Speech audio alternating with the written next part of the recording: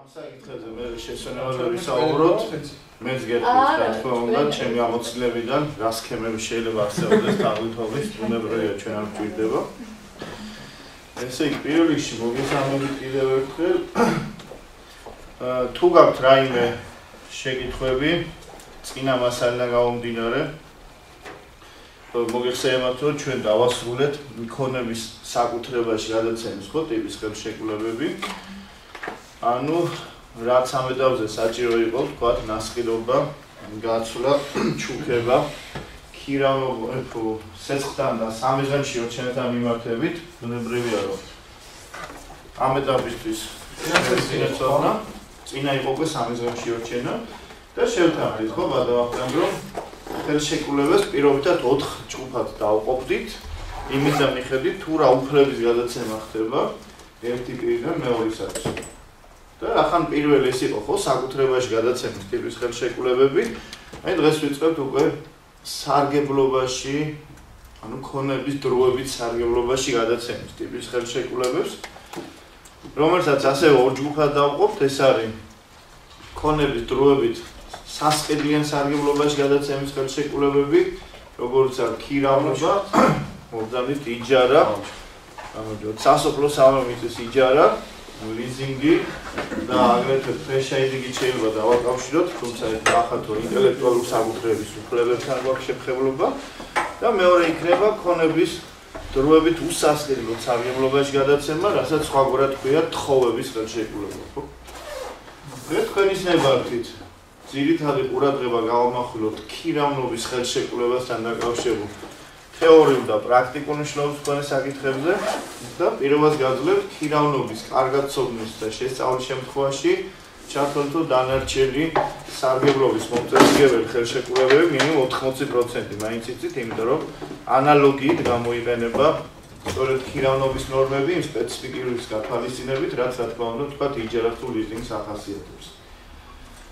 ესე ერთგული ვჩებით ხო იმ პრინციპისა, ჯერ ვამბობ ცნებას, მერე ვსაუბრობ ძირითად ნიშნებზე, ამ ხელშეკრულების ნამდვილობის წინაპირობებზე, ვინ არიან მხარეები, რის თაობაზე შეიძლება დაიდოს ეს სახელშეკრულო ურთიერთობა აღმოცენდეს შემდგომში, რა პირველადი მოთხოვნები გვხვდება ხელშეკრულებაში, რა მეორადი მოთხოვნები, რა პასუხისგებლობა შეიძლება იქნეს ხო დაკისრებული სახელმწიფო ვალდებულებათა დარღვევის შემთხვევაში, შეწყვეტის საფუძვლები და დავათა გადაწყვეტის შესაძლო წესები. ესე იგი, მეგობრებო, თუ თვალს გადავალებთ სამოქალაქო კოდექსის 531 მუხლის შინაარსს, ვნახავთ იმ სამ ძირითად ნიშანს, რაც ახასიათებს ქირავნობის ხელშეკრულებას, როგორც ქონების დროებით სარგებლობაში გადაცემის ტიპის ხელშეკრულებას, კერძოდ კამდებელი გვეუბნება, რომ ქირავნობის ხელშეკრულებით დამქირებელი მოვალია გადასცეს დამქირებელს ნივთი განსაზღვრული ვადით სარგებლობაში, ხოლო დამქირებელი მოვალია გადაუხადოს გამქირებელს დათქმული ქირა. მაშასადამე ამ განმარტებიდან გამომდინარე, ქირავნობა, როგორც ქონების დროებით სასყიდლიან სარგებლობაში გადაცემის ტიპის ხელშეკრულება, სამი ძირითადი ნიშნით ხასიათდება. პირველი, რომ ქირავნობა ყოველთვის არის სინალაგმატური ბუნების, ანუ ორმხრივ მავალდებულებელი ხასიათის ხელშეკრულება, რაც ნიშნავს იმას, რომ ის მონაწილე მხარეებს გააჩნიათ უფლებებიც და მოვალეობებიც. მეორე, ქირავნობა არის ყოველთვის კონსენსუალური ხელშეკრულება, რაც ნიშნავს იმას, რომ ის დადებულად ითვლება არა ქირავნობის საგნის დამქირებლის სარგებლობაში გადაცემის ან ქირის გადახდის მომენტიდან, არამედ როდესაც მხარეები შეთანხმდებიან ყველა მის არსებით პირობაზე საამისოდ გათვალისწინებული ფორმით. თქვენთვის ძალიან კარგადაა ცნობილი სამოქალაქო კოდექსის 327 მუხლის მეორე ნაწილის მოთხოვნა იმასთან მიმართებით, თუ რა ჩაითვლება ხელშეკრულების არსებით პირობებად და თქვენ იცით, რომ არსებითი პირობები შეიძლება განისაზღვროს კანონით ან ერთ-ერთი მხარის მოთხოვნით, მიღწეული უნდა იქნეს შეთანხმება ამ პირობებთან მიმართებით. ეხლა შეკითხვაზე კანონი რომელ არსებით პირობებს ითვალისწინებს იმისათვის, რომ ქირავნობის ხელშეკრულება დადებულად ჩაითვალოს. ეხლა მე აღმინიშნავს ხო თქვენთან ხუმრობით ხოლმე, რომ არის ხო ორი მეგობარი რომელთაგან ერთ ძალიან უყვარს თავისი თავი და როგორც კი რამე წამოსწკივა, თვით კურნალობას ეწევა. და მეორე მეგობარი ეუბნება, შენი ნაადრევი სიკვდილის მიზეზი იქნებაო სამედიცინო წიგნში გაპარული კორექტორული შეცდომა, ხო? ნაცვლად წაისვიო, ეწარება დალიეო და კარგად იქნება საქმე. ჩათვალეთ, რომ ანალოგიური კორექტორული ხასიათის შეცდომაა გაპარული სამოქალაქო კოდექსის კომენტარში, სადაც თქვენ ნახავთ, თურმე მქირავნობის ხელშეკრულებას აქვს მხოლოდ ერთი არსებითი პირობა, ეს არის თქვათ თორნიკე და ვახო შეთანხმდნენ, რომ თორნიკე მიაქირავებს ვახოს პირობითად ავტოფარეხს. ანუ თურმე მთავარია მხარეები შეთანხმდნენ ხელშეკრულების საგანზე. რაც რა თქმა უნდა არასწორია, იმიტომ რომ ქირავნობას აქვს ორი არსებითი პირობა კანონდადგენილი, ეს არის საგანი და ეს არის ქირა, ხო? ამიტომ კომენტარში რა თქმა უნდა ტექნიკური უზუსტობაა და ავტორი გულისხმობდა, რომ შესაძლებელია ქირა პირდაპირ არ იყოს განსაზღვრული, ვთქვათ 100 ლარი 300 თუ ასე შემდეგ, მაგრამ მხარეები მინიმუმ შეთანხმებულნი მაინც უნდა იყვნენ ქირის განსაზღვრის წესზე. ვთქვათ თორნიკე და ვახო შეთანხმდნენ, რომ გაარკვევენ ანალოგიურ უბანში დასახლებულ პუნქტში რამდენია ასეთი ავტოფარეხისათვის დადგენილი ქირა და მის 80%-ს გადაიხდის პირობითად ვახოს სარგებლობისთვის. ეს ნიშნავს უკვე, რომ შეთანხმება მიღწეულია. აი ანალოგიური მომენტი გახსოვთ თქვენ ნასყიდობასთან მიმართებით, ხო? როცა 477 მუხლის მესამე ნაწილი გვეუბნება, რომ ხელშეკრულებით შეიძლება ნასყიდობის ფასი პირდაპირ არ იყოს გათვალისწინებული, მაგრამ მხარეები შეთანხმებული იყვნენ ფასის განსაზღვრის წესსა და საშუალებაზე. აი ანალოგიურად შეგვიძლია ვთქვათ ქირავნობასთან მიმართებით, რომ ეს ორი არსებითი პირობა მინიმუმ უნდა იქნეს დაცული 4 კანონისა. რაც შეეხება გადაცემის დროს, ადგილს, ხარისხს თუ ასე შემდეგ, თუ მხარეები არ შეთანხმდებიან, ბუნებრივი ეს იქნება, ხო, ხელშეკრულების ჩვეულებრივი პირობა, მოგეხსენებათ, გათვალისწინებულია კოდექსში, ხო, დისპოზიციური ნორმებით და არანაირი იმის საჭიროება, რომ პირდაპირ ხელშეკრულებით შეთანხმდნენ ეს პირობები არ არსებობს, მაინც ჩაითვლება ამ შემთხვევაში ხელშეკრულება დადებული.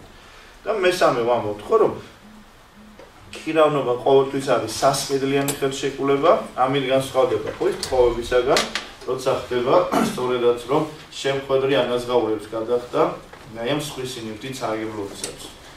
ხა ბუნებრივია, რომ აი ამ ცნებიდან და ნიშნებიდან გამომდინარე, თქვენ უკვე გააკეთეთ, ხო, დასკვნა რა განსხვავება ნასყიდობასა და ქირავნობას შორის, ხო? თავარი და უმთავრესი არის სწორედ ეს, რომ ნასყიდობის შემთხვევაში ხდება, ხო? ქონების საკუთრებაში გადაცემა, ქირავნობის შემთხვევაში მხოლოდ დროებით სარგებლობაში გადაცემა, რაც შემდგომში ითვალისწინებს მის უკან დაბრუნებას. აი აქედან გამომდინარე, მეგობრებო, ქირავნობის ხელშეკრულება შეიძლება დაიდოს როგორც განსაზღვრული, ისე განუსაზღვრელი ვადით. ზოგადად ითვლება, რომ 10 წელზე მეტი ხნის ვადით თუ არის ხელშეკრულება დადებული, ეს ფაქტიურად უთანაბრდება განუსაზღვრელად დადებულ ხელშეკრულებას, იმ დროს ამ დროს მოქმედებს მოშლის აი ამ სამოქალაქო კოდექსის 561 მუხლით გათვალისწინებული ვადა. კერძოდ ჩვენ ნახავთ, რომ ქირავნობის მოშლის ვადა შეადგენს 3 თვეს, თუ კი მხარეთა შეთანხმებიდან ან საქმის გარემოებებიდან სხვა რამ არ გამომდინარეობს, ამიტომ 5 წელზე მეტი ხნის ვადით არის დადებული ხელშეკრულება. თითოეული მხარე უფლებამოსილია აი ამ ნორმის გამოყენებით შემდგომში მოითხოვოს სახელშეკრულო ურთიერთობის მოშლა. ასევე ძალიან მნიშვნელოვანი საკითხი, როცა ჩვენ საუბრობთ ქირავნობის ურთიერთობებზე და ვსაუბრობთ ვარი ოთხი მავალდებულებელი, ბუნებრივია დიდი მნიშვნელობა ენიჭება თუ ვინ არის მხარეები ხო ამ ხელშეკრულებაში.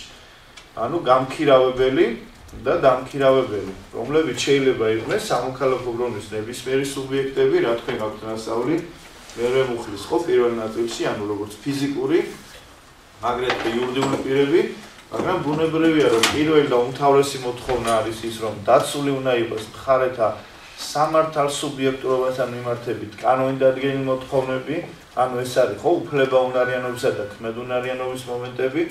მეორე, რადგან სარგებლობაში გადაცემა ხო განკარგვის უფლებამოსილების განხორციელებას წარმოადგენს, გამქირებელი როგორც წესი ნივთის მესაკუთრე უნდა იყოს, თუმცა გამონაკლისის შემთხვევაში შესაძლებელია ხო გამქირავებელი არამესაკუთრეც იყოს, მაგრამ მოქმედებდეს კანონის ან მესაკუთრისაგან მიღებული უფლებამოსილების საფუძველზე.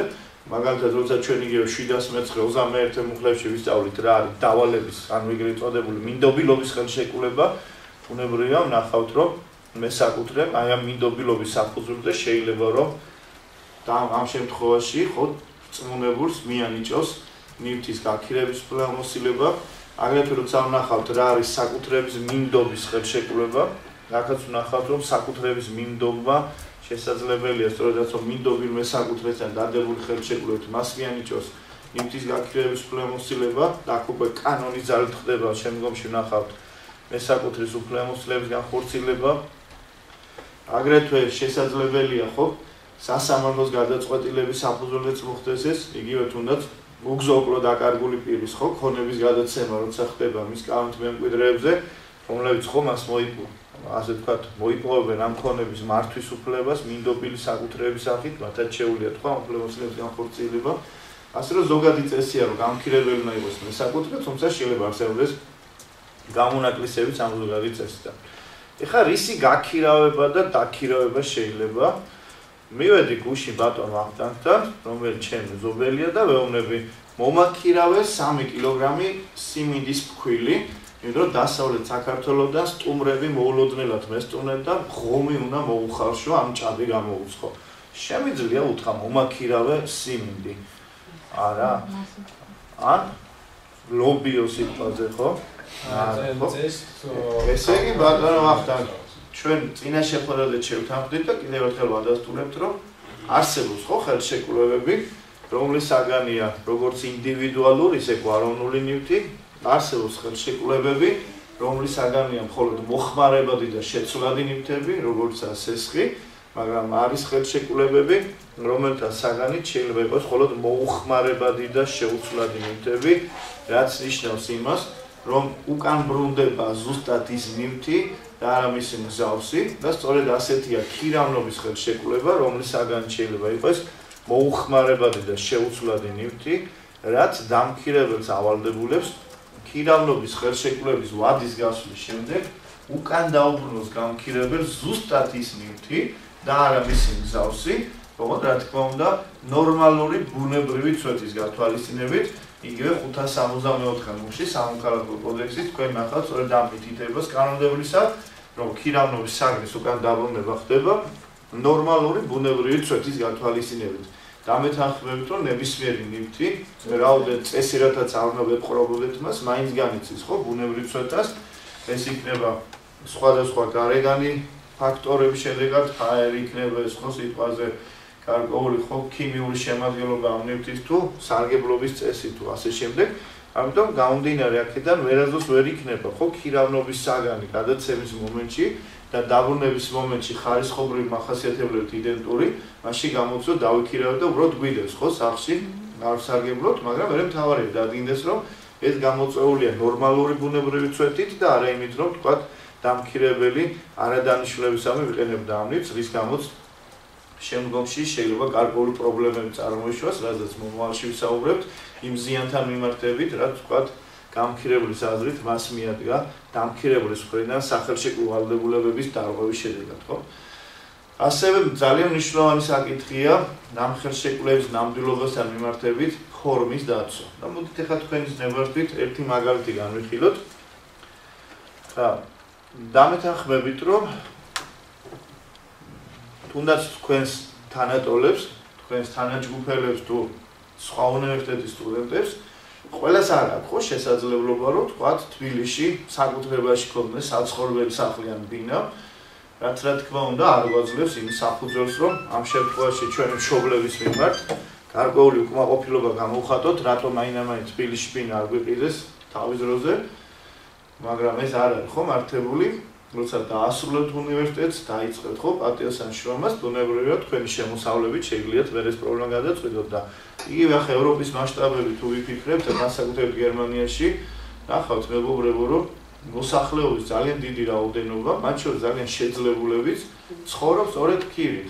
და მე თუნდაც შემიძლია დაგისახელოთ ჩვენი პარტნიორი უნივერსიტეტი, ოღონდ თესეულთან მიმართებით გულისხმობ იენის უნივერსიტეტი, სადაც ხშირად მიწევს ხოლმე ყოფნა დაახლოებით მე 16 თვე ვიყავი ხო ეხლა ზაფხულს და მათი პროფესორები, რომელთა ხელფასი არის 8,000, 9,000, 12,000 ევრო ყოველთვიური გადასახადების გადახდის შემდეგ, მაინც ცხოვრობენ წლები აქ ქირით, ცოლ-შვილთან ერთად და არანაირ დისკომფორტს არ უქმნის, იმიტომ რომ იმარჯვნის გამო იგივე იმ ევროპაში იმდენად დიდია უძრავი ქონების გადასახადი, რომ ფაქტიურად არც უღირს მესაკუთრეს ამ ურთიერთობებში მონაწილეობა. ხა მე ერთ შემთხვევას მოგიყვანთ, ერთ-ერთი ჩვენი სტუდენტის ოჯახს მიუნხენში აქვს ოროთახიანი ბინა, რომელიც თქვათ თავის დროზე მემკვიდრეობით მიიღო ბაბუისაგან, მერე ასე თქვათ ის სახლს გაყიდეთ და შეიძინეს ოროთახიანი ბინა და გაქირავებულია 850 ევროთ თვეში. და რამდენი რჩებათ აი თქვენი აზრით სუფთა შემოსავალი, როცა გადასახადებს უხდის გერმანიის 250-ს. აი 200 ზუსტად. აი ბატონო ეთყობა ამ ურთიერთობებში კარგად არის პრობლემა. რაოდენ გასაკვირიც არ უნდა იყოს 200-ია, იმიტომ რომ იქ მე რომ მაჩვენეთ 14 გადასახადს იხდის მესაკუთრე თანვე რა გიხსენთ ისეთ რომელიც საქართველოს რეალობაში აღარას არ მომფიქრდება. ეს გადასახადი შეიძლება მესაკუთრემ გადაიხადოს. ეხლა ჩვენს რეალობას დაუბრუნდეთ და რატო დავიწყე ყოველივე ამის თქმა. შეკითხვაზე რა ფორმით იდება ქირავნობის ხელშეკრულება ჩვენ უნდა დავაკონკრეტებინოთ პირველ რიგში სუბიექტური შემადგენლობა, მეორე რიგში ხანგრძლივობა, იმიტომ რომ ერთია კერძო სამართლებრივი ურთიერთობა, მეორეა საჯარო სამართლებრივი ურთიერთობა. და დამეთანხმებით, რომ ქირა სხვა არაფერია თუ არა თქვენს მიერ სამოქალაქო კოდექსის 154 მუხში ნასწავლი შემოსავლის ერთ-ერთი ნაირსახეობა, ისე როგორც ცეცხლზე პროცენტი და ბუნებრივია, რომ თუ ფრანკლინის უკვდავ სიტყვებს გავიხსენებთ, რომ ამ ცხოვრებაში გარდაუვალი არის ორი რა, სიკვდილი და გადასახადის გადახდა, აი კიდევ ერთხელ დასტურდება, რომ ეს პრინციპი პირდაპირ მოქმედებს ქირავნობასთან მიმართებით, იმიტომ რომ გამქირავებელი, როგორც შემოსავლის მიმღები, მოვალეა და ვალდებულია ბიუჯეტის მიმართ უახდინოს საშემოსავლო გადასახადის გადახდა, რომელიც არის 20% მოგეხსენებათ დღევანდელი რეალობით, თუმცა საგაცხადო კოდექსში გვაქვს მითითება, რომ 2015 წლიანი შემცირდება 15%-მდე, შესაბამისად ყოველი 1000 ლარიდან მარტივად ვთქვათ, რასაც გამქირავებელი ღებულობს 200 ლარს. ვატყავთ თქვენ კარგ შეკითხვას აქვს, იმიტომ რომ მოგების გადასახადი რამდენია? ეს უკვე სხვადასხვა კრიტერიუმები განისაზღვრება, ანუ მოგიხსენებათ, რომ იურიდიულ პირთან მიმართებით არის, ხო, ბატონო სანდრო, ეს ამ შემთხვევაში ფიზიკურ პირთან მიმართებით მას ქვია, ხო, საშემოსავლო გადასახადი და როდესაც მომავალში თქვენ საგაცხადო სამართალს ისწავლით, ძალიან საინტერესოა, ძალიან აქტუალურია მოგიხსენებათ ამ ურთიერთობებს კარგად ცოდნა, იმიტომ რომ იმდენად დიდი ქონებრივი სანქციებია, ხო, გადასახადის არ გადახდისათვის და უფრო მეტი სისხლის სამართლებრივი პასუხისმგებლობაც კი შეიძლება დადგეს და თუნდაც ცნობილი გამონათქვამი ეხა უდანაშაულოს პრეზუმპციას ნუ დავარღვევთ, იმიტომ რომ ამერიკულმა მართლმსაჯულებმა ვერ დაუმტკიცა ალ კაპონეს ათეულობით ადამიანის კვლელობა, სამერა დაუმტკიცეს გადასახადების დამალვად და მრავალი წლით, ასე ვთქვათ, აღუკვეთეს თავისუფლება, ხო? აი მოდის. აქედან გამომდინარე, მეგობრებო, თანხმდები, რომ ქირავნობის ურთიერთობა, კანონმდებელი გვეუბნება. ოდანით. ყვამშვიდობა ბატონო. მოდის ერთი საქართველოს ნაკრებმა დიდი ღვთისმოთამაშე და კარგა. ახლა მანქანას არ უკავშირდება იმედია, ხო? იმიტომ შეგახსენებთ, ხო, მსოფლიოს 5 გზის ჩემპიონის, ხო? ფორმულა 1, ხო? მიხაელ შუმახერის ძალიან ჭკვიანურ გამონათქვამს. ნუ რაზროს ნუ გაასწრებ შენ ფარველ ანგელოსო, ხო? და იმაზე სწრაფად ნუ ივლიო. ეს ძალიან ეს ამიტომ მანქანას ამიბართებით განსაკუთრებით ხილად უნდა ვიყო. ამიტომ მეგობრებო, თქვენ ნახავთ, რომ საგაცხადო კანონმდებლობით გათვალისწინებულია, ხო? აი ამ შემოსავლის გადახდა და უფრო მეტიც, თუ ერთ წერზე მეხის ვადიდდება ხელშეკრულება და მასში მონაწილეობს ხო იურიდიული პირი, ამ ხელშეკრულებასთან მიმართებით კანონმდებელი ითხოვს სავალდებულო წერილობით ფორმას. მაგრამ როცა საუბარია ფიზიკურ პირთან მიმართებით და თუ არ აღემატება თქვა 1 წლიანმა და სავალდებულო მოთხოვნა წერილობითი ფორმის არ არსებობს. მაგრამ რატო დამეთანხმებ ხარ? ამან ორგვარი პრობლემები შეიძლება წარმოშოთ. ვთქვათ, ვიქირავეთ თქვენგან ოროთახიანი ბინა. ზეპირი ფორმით დავდეთ ეს ხელშეკრულება და შემდგომში წარმოიშვა დავა ერთი საერთოდ არსებობა არ არსებობს თაბად მიმართებით ვამბობ რომ არანაირი ქირავნობის ხელშეკრულება ჩვენ შორის არ დადებულა მეორე დავა შეიძლება წარმოიშვას როგორც ხანგრძლივობასთან მიმართებით ასევე თანხის ოდენობასთან მიმართებით ასევე გადახდის ასე ვთქვათ რაოდენობასთან მიმართებით რამდენთვის გადახდილა რამდენი არა და ბუნებრივია რომ დავის შემთხვევაში მოგეხსენებათ ერთ-ერთი რაც შეგვიძლია მიმართოთ არის ხო სასამართლოს ან თუ ხელშეკრულებით არბიტრაჟი გაკათოლიციზმურ არბიტრაჟს და მოვითხოვოთ დარგოლ უფლების დაცვა და ბუნებრივია როცა თქვენ შემდეგ სემესტრში ისწავლით საპროცესო კოდექსის 102 მუხლის პირველ ნაწილიდან გამომდინარე რას ნიშნავს onus probandis ანუ მტკიცების ტვირთის განაწილების პრინციპი ნახავთ რომ თითოეულმა მხარემ უნდა დაამტკიცოს ხო ის გარემოებები რაც მოცემულია მათ მოთხოვნაში თუ შესაგებელში ის რომ ახლა ბატონი ვატო მედავება და ამბობს რომ არ გადამიხრია 10 თვის ქირა და ჩვენ შორის დადებულია ხელშეკრულება ძალიან კარგი მაგრამ ბუნებრივია ამას დამტკიცება ჭირდება და მინიმუმ ამ შემთხვევაში მოწმის ჩვენება მაინც არის ხო საჭირო რომელთაც ეს ფაქტი დადასტურდება მაგრამ აქ მეორე პრობლემა დგება ბატონო თქვენ რომ ბიუჯეტთან მიმართებით არ მოიქეცით პატიოსნა და არ დადექით გადასახადის გადამხდელად ეს სავალდებულოა როცა გააქირებთ უნდა აღირიცხოთ როგორც გადასახადის გადამხდელი და აქედან გამომდინარე სულ არ აინტერესებს სახელმწიფოს მე ქირას გიხდი თუ არ გიხდი თქვენ მაინც გიწევთ 60%-იანი საშემოსავლოს გადახდა და მე იდავეთ ბატონო ჩემთან მიმართებით ქირა მიიღეთ თუ არა ეხლა რეალურად რა ხდება ხო ძალიან ბევრი შემთხვევა როცა ინიღბება ხო ეს ურთიერთობა და სამწუხაროდ თავს არიდებენ გადასახადის გადახდა და თავს იმართლებენ რომ ისეც 200 ლარათმა გაქირებული და კიდევ ბიუჯეტს უხადოა მე რა დამრჩება ეს სწორი არ არის იმიტომ რომ თუ თქვენ გინდათ მიიღოთ 200 ლარი რეალურად მაშინ გააქირავეთ პირობითად 250 ლარად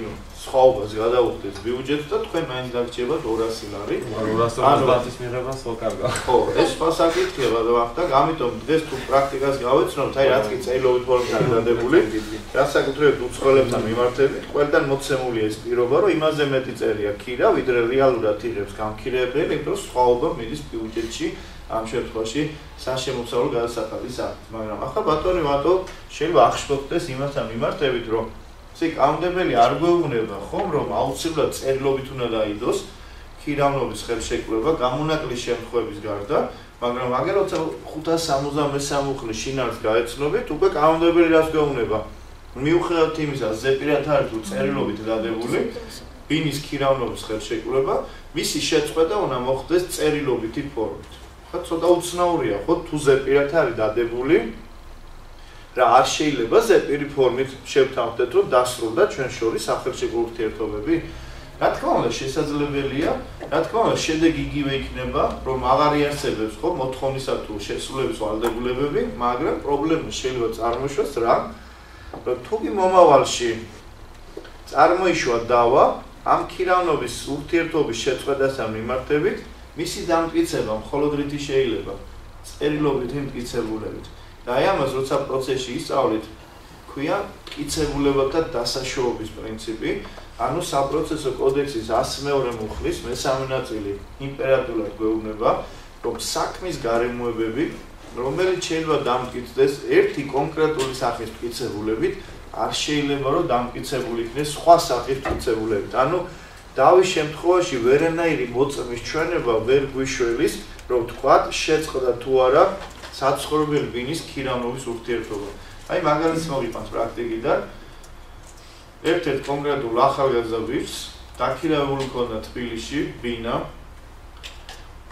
11 თვის ვადით ერთი სასწავლო წლის ხანგრძლივობით ჯვარი აკაობას 6 თვის შემდეგ ამ ბიჭს მამა გარდაეცვალა ის 6 თვის ქირა პატიოსნად ჰქონდა გადახდილი იმის გამო რომ ის იყო ერთ-ერთი პირველი რიგის კანონისმიერი მემკვიდრე და მიიღო მამის სამკვიდრო ქონება დაბრუნდა თავის ქალაქში თქვა თბილისიდან პირობითად ქუთაისში თუ ბათუმში თუ მნიშვნელობა არ აქვს და შეუთანხმდა ბინის დიასახლის თქვა ქალბატონ დალის რომ შეეწყვიტათ სახელმწიფო ურთიერთობა და დალი პირიქით უთანაგრძნო რომ ასეთი ტრაგედია დაემართა ამ ბავშვს ან მეზობლების თანდასწრებით ხდება ეს ყველაფერი დალის დალოცა კიდევაც წარმატებები უსურვა და რაზეა უშვილო საუბარი რომ ერთმა კარგად გამყოფოს. ყოველთვის ეს ბიჭი იყრიდა 300 ლარს ქირის აღწევს. გავიდა ამის მერე 6 თვე და ამ ყმაწვილს ვოზის სასამართლოდან უწყება სასარჩელო განცხადებასთან ერთად ასე შემდეგ, რომ თურმე მის წინააღმდეგ აღზრულია ქალბატონი დალის მხრიდან სარჩელი 5 თვის ქირის გადაუხდელობის გამო მიუღებელი შემოსავლის სახით ზიანის ანაზღაურებასთან მიმართებით. და დალი უთითებს, რომ მან 5 თვით ადრე შეწყვიტა ურთიერთობა ამ ყმაწვილმა და არ გადაიხადა თქვა 1500 ლარი და რადგან ჩვენ შევთავაზეთ, ქირა არის შემოსავლის ერთ-ერთი სახე, ამიტომ 154 ხო 394-ის პირველი და 411 მუხლების კომბინაციით გამქირებელი ითხოვს აი ამ მიუღებელი შემოსავლის ანაზღაურებას. ეხლა ეს ყმაწვილი იმდენად კეთილსინისერი აღმოჩნდა, რომ შესაგებელში დაადასტურა დალისთან ქირავნობის ზეპირი ფორმით დადებული ხელშეკრულების ფაქტი, თუმცა გააპროტესტა მოთხოვნა იმით, რომ მან დალისთან შეთანხმებით შეწყვიტა ვადაზე ადრე და ამ ფაქტის დასადასტურებლად მიუთითა ქალბატონ დალის ორმეზობებზე, მაგრამ სამწუხაროდ რატომ წააგო ეს დავა? იმიტომ რომ 573-დან გამომდინარე ამ შემთხვევაში ერთადერთი მტკიცებულება არის წერილობითი ფორმით ამ ურთიერთობის შეწყვეტა. ეს წერილობითი მტკიცებულება სამწუხაროდ არ არსებობდა, ამიტომ სასამართლომ საპროცესო კოდექსის 102 მუხლის მესამე ნაწილიდან გამომდინარე უარი განაცხადა ქალბატონი დალის მეზობლების დაკითხვაზე, იმიტომ რომ ეს ჩვენება არ იყო დასაშვები ამ შემთხვევაში და დააკისრა აი ამ 5 თვის ქირის გადახდა მიუღებელი შემოსავლის სახით, როგორც ზიანის ანაზღაურებას, რომ ჩემი მთხოვნა ეს მომენტი გაითვალისწინოთ და მიუხედავად იმისა, რომ თქვა ზეპირი ფორმით დაიდო ქირავნობის ხელშეკრულება, აი კანონმდებელი საცხოვრებელ ბინასთან მიმართებით მაინც მოითხოვს, რომ შეწყვეტა მოხდეს წერილობითი ფორმით. ეხლა მეგობრებო, ნებისმიერი სახელშეკრულო ურთიერთობა თანხმდებით ჩვენ სხვა არაფერია, თუ არა გარკვეული პირობების ერთობლიობა, რომლებიც ან კანონით არის ამ ხელშეკრულების განსაზღვრული, ან მხარეები თანხმდებიან ამ პირობებზე, ან შეიძლება ერთ-ერთი მხარის მოთხოვნით იქნეს წინასწარ განსაზღვრული, ანუ არსებითი, ჩვეულებრივი თუ სტანდარტული პირობების სახით. და ბუნებრივია, რომ ქირავნობის ურთიერთობაში ჩვენთვის დიდი მნიშვნელობა ენიჭება ერთმანეთსაგან გავმიჯნოთ, რა ძირითადი, ანუ პირველადი მოთხოვნები ხდება, რა დამატებითი, ანუ მეორადი მოთხოვნები ხდება და ბუნებრივია, რომ რა პასუხისმგებლობის ზომები შეიძლება იქნეს გათვალისწინებული მხარეთა მიერ ამ კონკრეტულ სახელშეკრულო ურთიერთობაში. პირველი და უმთავრესი რაც არის, ხო? რადგან ჩვენ საუბრობთ, რომ გამქირებლის ვალდებულებას წარმოადგენს გადასცეს დამქირებელს ნივთი განსაზღვრული ვადით სარგებლობაში, ბუნებრივია, რომ ზოგადად სამართლებრივი პრინციპი, რა თავის დროზე გაქვთ ნასწავლი, bona fide, ხო, ანუ კეთილსინისიერება, გულისხმერება, სამართლიანობა, ჯეროვნობა დაცული უნდა იყოს და გამქირებლის ძირითად ვალდებულებას წარმოადგენს გადასცეს დამქირებელს ნივთობრივად და უფლებრივად უნაკლო ნივთი.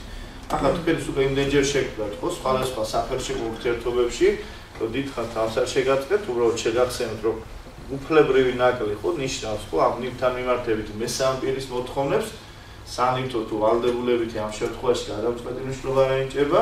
აი რაც შეეხება ნივთობრივად უნაკლოს, ცხადი აქ მოქმედებს ის პრინციპი, რა თქვენ გაქვთ თავის დროზე ნასწავლი, ხო, ხარისხთან მიმართებით, ანუ პირველ რიგში ხო ქირავნობის საგნის თვისებები, სასწავლო თვისებები განისაზღვრება მხარეთა შეთანხმებით, მე რომ ვატოსგან ტელევიზორი დავიქირავებ, ამ შემთხვევაში თავარი არის რა? თუ დავკონკრეტითო ეს უნდა იყოს Sony-ის ფირმის 4-ხათ უნდა ყოფილდეს ეკრანი, უნდა იყოს თქვა ვერცხლისფერი, თხევად კრისტალური და ასე შემდეგ. ესე იგი, თუ კი ეს მოთხოვნები არის დაცული, ცხადია რომ მოხდა ვატოს მხრიდან ჯეროვნად შესრულება ვალდებულების. მაგრამ თუ ჩვენ მხოლოდ ტელევიზორის ქირავნობის თაობაზე შევთანხმდით, ის შარფის ფირმის გადმოცემს, ჰორიზონტის ფირმის რეკორდის თუ პირობითად ასე თქვა Panasonic-ის ამ შემთხვევაში პრეტენზია რომ ეს ნივთი ნაკლიანია, ცხადი არ იქნება მიღებული მხედველობაში, იმიტომ რომ მოგეხსენებათ რომ ამ შემთხვევაში მოქმედებს ზოგადად სამართლებრივი პრინციპი, რომ თავარი ეს ნივთი აკმაყოფილებდეს იმ მოთხოვნებს, რაც აი ასეთ ნივთთან მიმართებით ჩვეულებრივი სარგებლობის არის დადგენილი.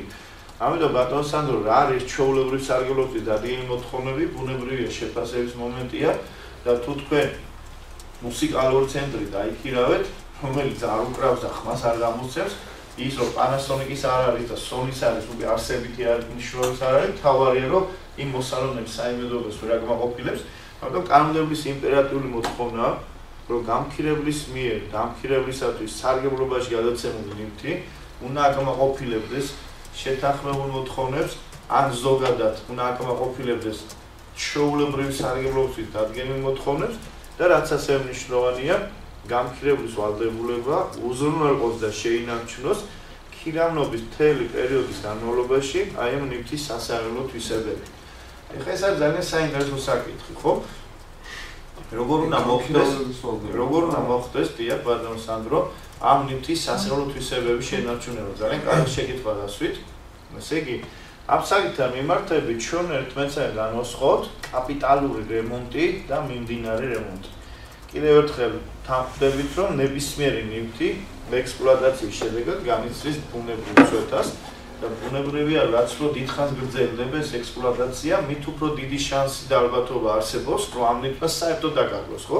ეს სასარგებლო თვისებები მუდმივი, არაფერი არ არის ამ ცხოვრებაში, ყველაფერი მას შეიძლება ხო ეს თვისებები დაკარგოს, თუნდაც სწორი ექსპლუატაციის შედეგად, ამიტომ კანონმდებელი ერთმანეთსაგან განასხვავებს იმ დანახარჯების ორ სახეს, რომელიც აუცილებელია ერთ შემთხვევაში ქირავნობის საგნის ფიზიკური არსებობის შენარჩუნებისათვის, მეორე შემთხვევაში ქირავნობის საგნის სასარგებლო თვისებების შენარჩუნებისათვის, აი იმ ხარჯებს, რომელიც საჭიროა ქირავნობის ხელშეკრულების ფიზიკურად არსებობის შენარჩუნებისათვის, ქვია კაპიტალური რემონტი და მისი გაღების ხარჯები, რა თქმა უნდა, ეკისრება გამქირებელს, როგორც ამ შემთხვევაში ნივთის მესაკუთრეს, თქვათ, დაქირებულ სახლს ქარიშხალმა ახადა სახურავი, ასე თქვამ ჩაამსხვრია და არის საფრთხე, რომ იქ წვიმის შედეგად გარკვეული ზიანი შეიძლება დადგეს, ხო?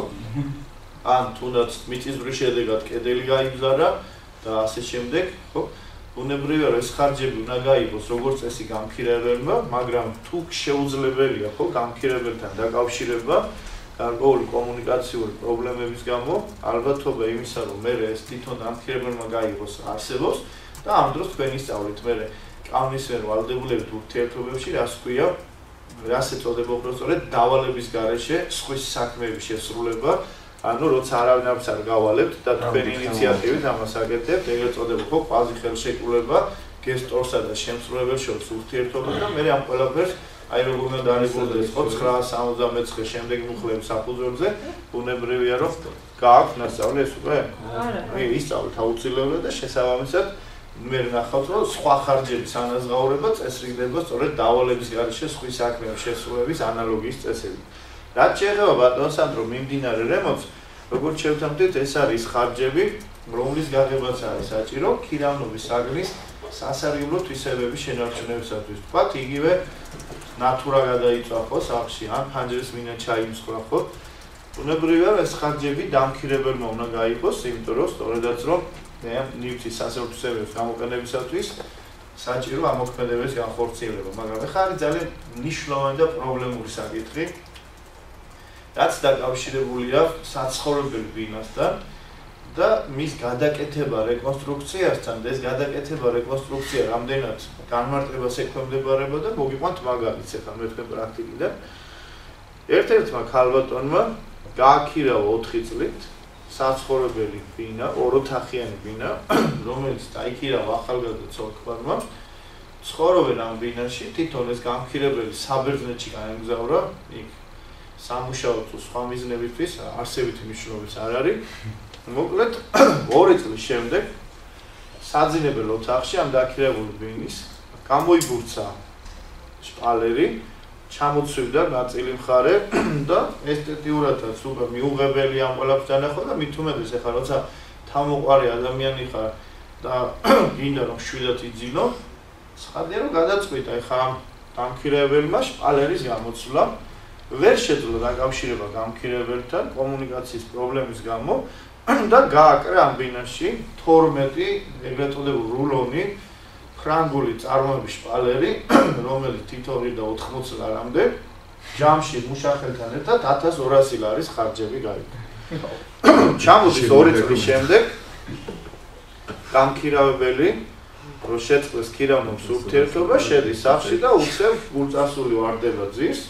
და მეორე დღეს გარვის მერე სასამართლოში სარჩელით და ითხოვს მორალური ზიანის ანაზღაურებას დამქირავლებისაგან, რატომ ეშპალერიო ჩემი აცგანსწრებული ქმრის მიერ იყო საკუთარი ხელით გაკრულიო, ისო მაგონებდაო ჩემს გარდაცვლილ მეუღლესო და ამიტომ ეს სულიერი ტრავმა განვიცადეო, რომ თქვენო ჩემთან დაუკითხავთ ეშპალერის შეცვალებო, ხო?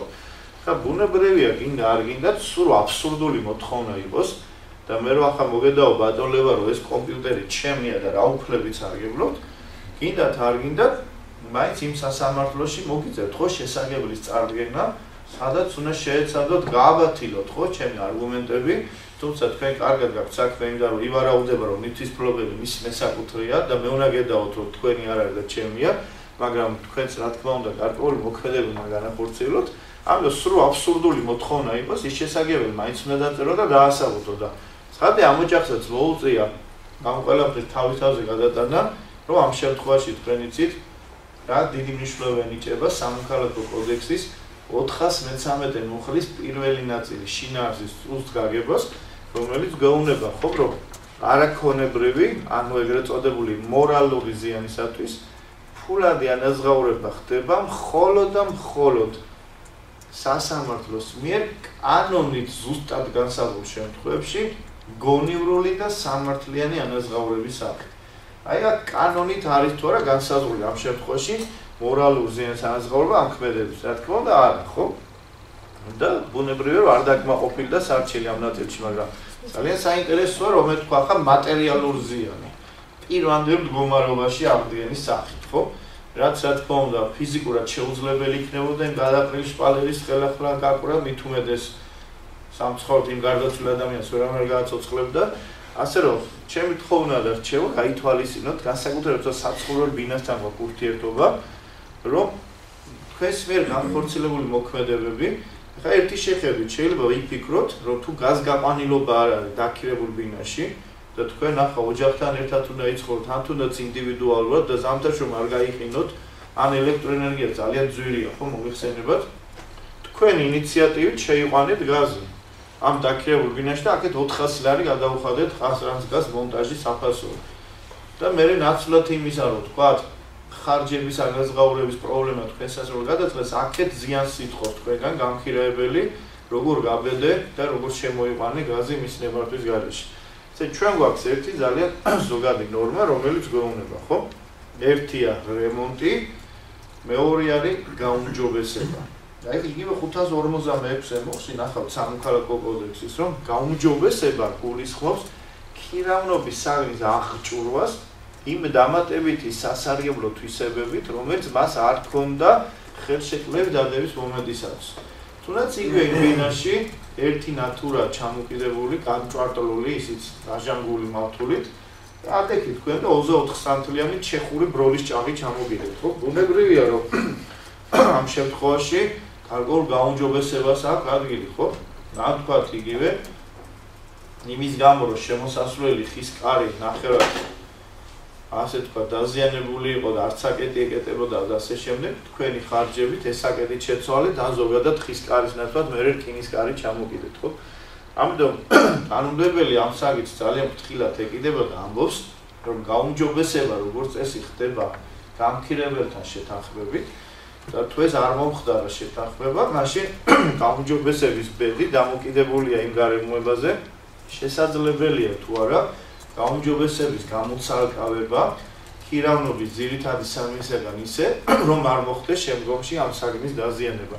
თუ ეს შესაძლებელია, ცხადია დამქირებელს შეუძლია წაიღოს გაუმჯობესება, აღადგინოს პიროვნული მდგომარეობა, თუ არა დარჩება გამქირებელს ყოველგვარი ანაზღაურების დაკისრების გარეშე.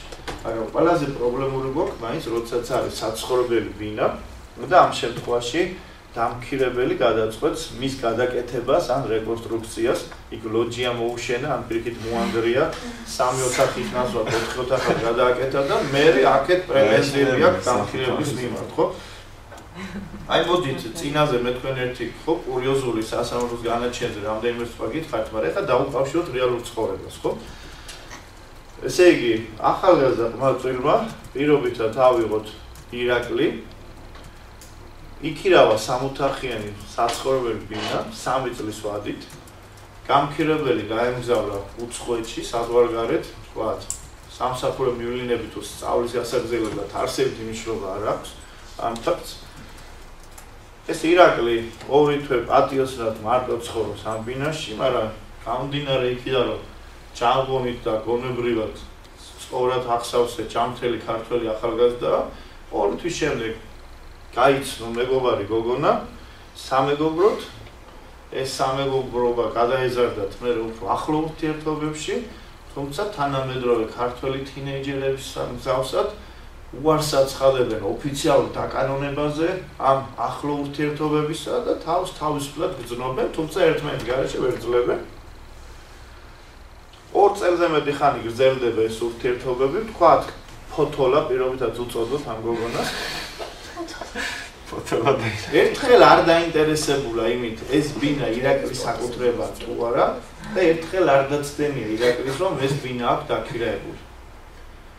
ირაკლი პროფესიით დიზაინერია და როცა საღამოთი ტელევიზორთან დასხდებიან ფოთოლა და ირაკლი, საუბრობენ, რომ მომავალში შვილები ეყოლებათ, რა კარგი იქნებოდა, რომ ეს ბინა 4 ოთახიანი ყოფილიყო, რომ მინიმუმ ხო ქალვაჟი ხო მაინც გვეყოლებოდა და ცალ-ცალკე საძინებელი რო ქონდეთ ბავშვებსო და ირაკლი მონახაზებიც კი გააკეთა და იქ ტელევიზორთან ასო როდესაც ისხდნენ, რაღაც ნახაზები გააკეთა, რომ აი როგორ იქნებოდა უკეთესი გადაეკეთებინათ შემდგომში 2 ოთახად, ის ერთი დიდი ოთახი.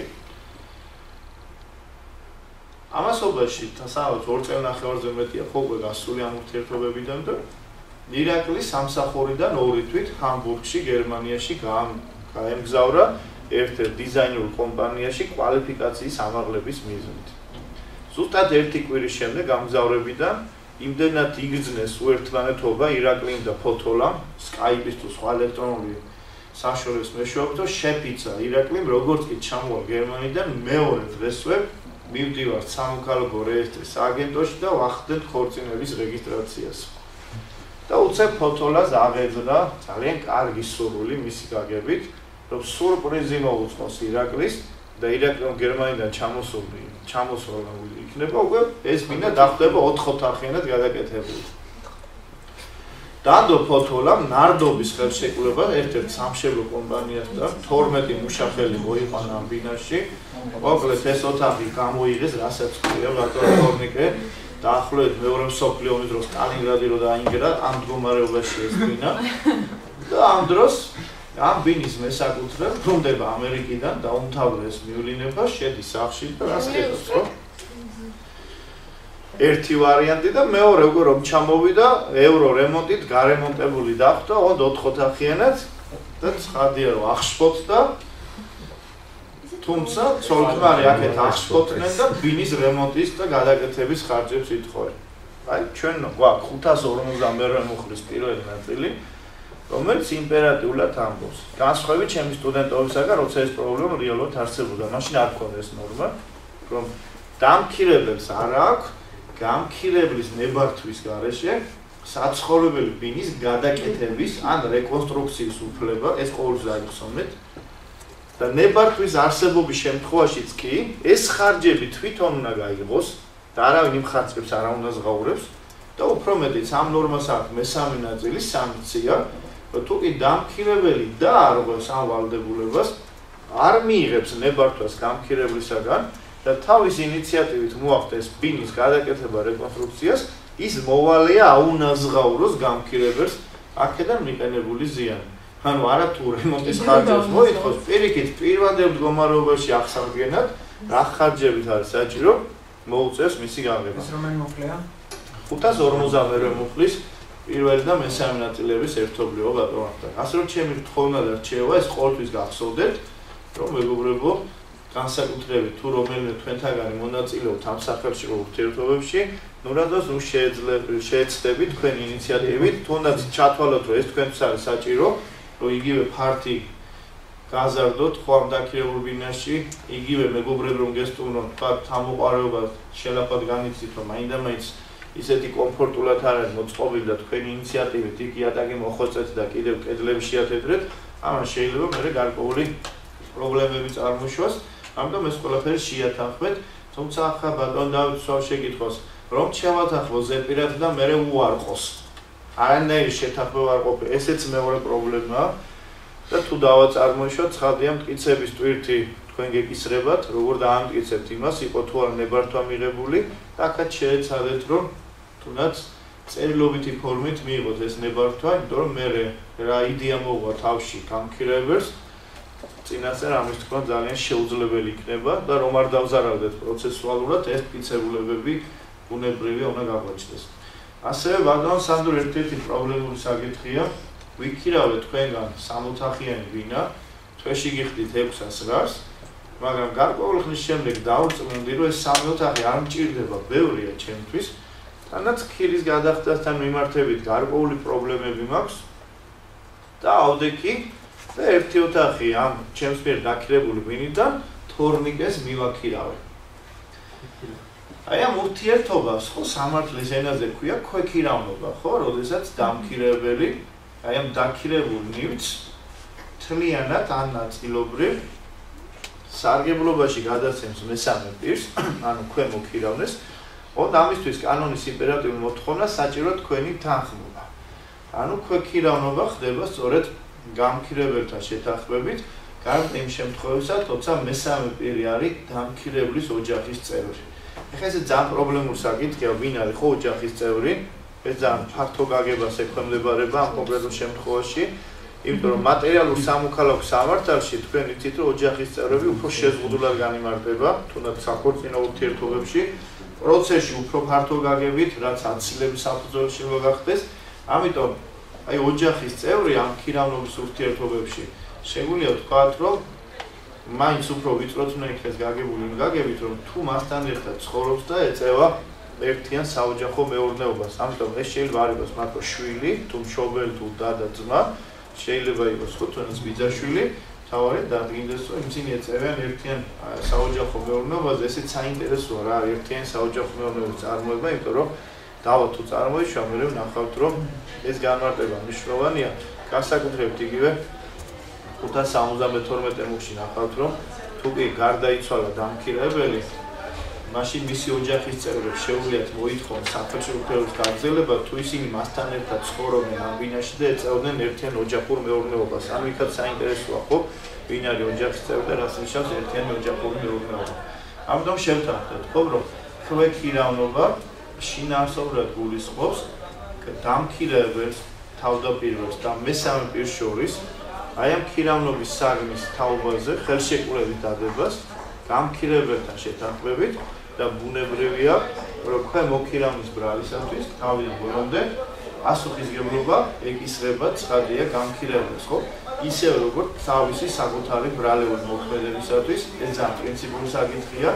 ამიტომ შეკითხვა, თუ დამქირებელი არ იხდის, ქვემო ქირავნი არ იხდის ქირას, ან გააზიანებს ქირავნობის საგანს, ვის უნდა მოსთხოვოს გამქირებელმა? რა თქმა უნდა დამქირავებელს. მე დამქირებელს შეუძლია ეგრეთ წოდებული რეგრესული მოთხოვნის საფუძველზე უკვე ქვემო ქირავნისაგან მოითხოვოს შესაბამისი დაკმაყოფილება. ესეც პრინციპული საკითხია, თქვენ გაქვთ ეს ნასწავლი, თუნდაც 396 მუხში, რომ მოვალე ხო იმ პირთა მოქმედებებისათვის, რომელსაც იღებენ საკუთარი ვალდებულების შესასრულებლად, ისევე აქვს ხო პასუხს, როგორც საკუთარი ბრალეული მოქმედებისათვის. ეს პრინციპული საკითხი მინდა რომ კარგად გახსოვთ. მაგრამ ეხლა ავიღოთ ბატონო დავით ასეთი სიტუაცია. სანდრო მომაქირავა 600 ლარად ეს ბინა. მე სანდროსთან შეთანხმებით თქვენ მოგაქირავეთ ქვექირავნობით, ოღონდ თქვენ 800 ლარს მიხდით. ვიპოვე ადამიანი, რომელიც იმაზე მეც იხდის, ვიდრე მე მაგადასახდე. ეს 200 ლარი მე დამრჩება თუ არა, როგორ ფიქრობთ?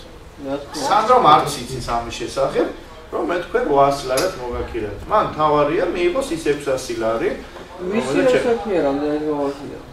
აი ბატონ თორნიკე, ეს არის ჩვეულებრივი მოქალაქის პოზიცია მართალი ბრძანდებით, მაგრამ ჩვენ როგორც იურისტები მოგეხსენებათ ამ შემთხვევაში უფრო მაღლავი გავართ, ხო, ჩვეულებრივ მოქალაქეებზე და საუბრობთ, რომ ზოგადად სამართლებრივი პრინციპია. ამ შემთხვევაში ბატონ ვახტანგი იურისტად მოიაზრება, იმიტომ რომ ის ამ საგანს სწავლობს და ცხადია, რომ იურისტად გავხსენებთ.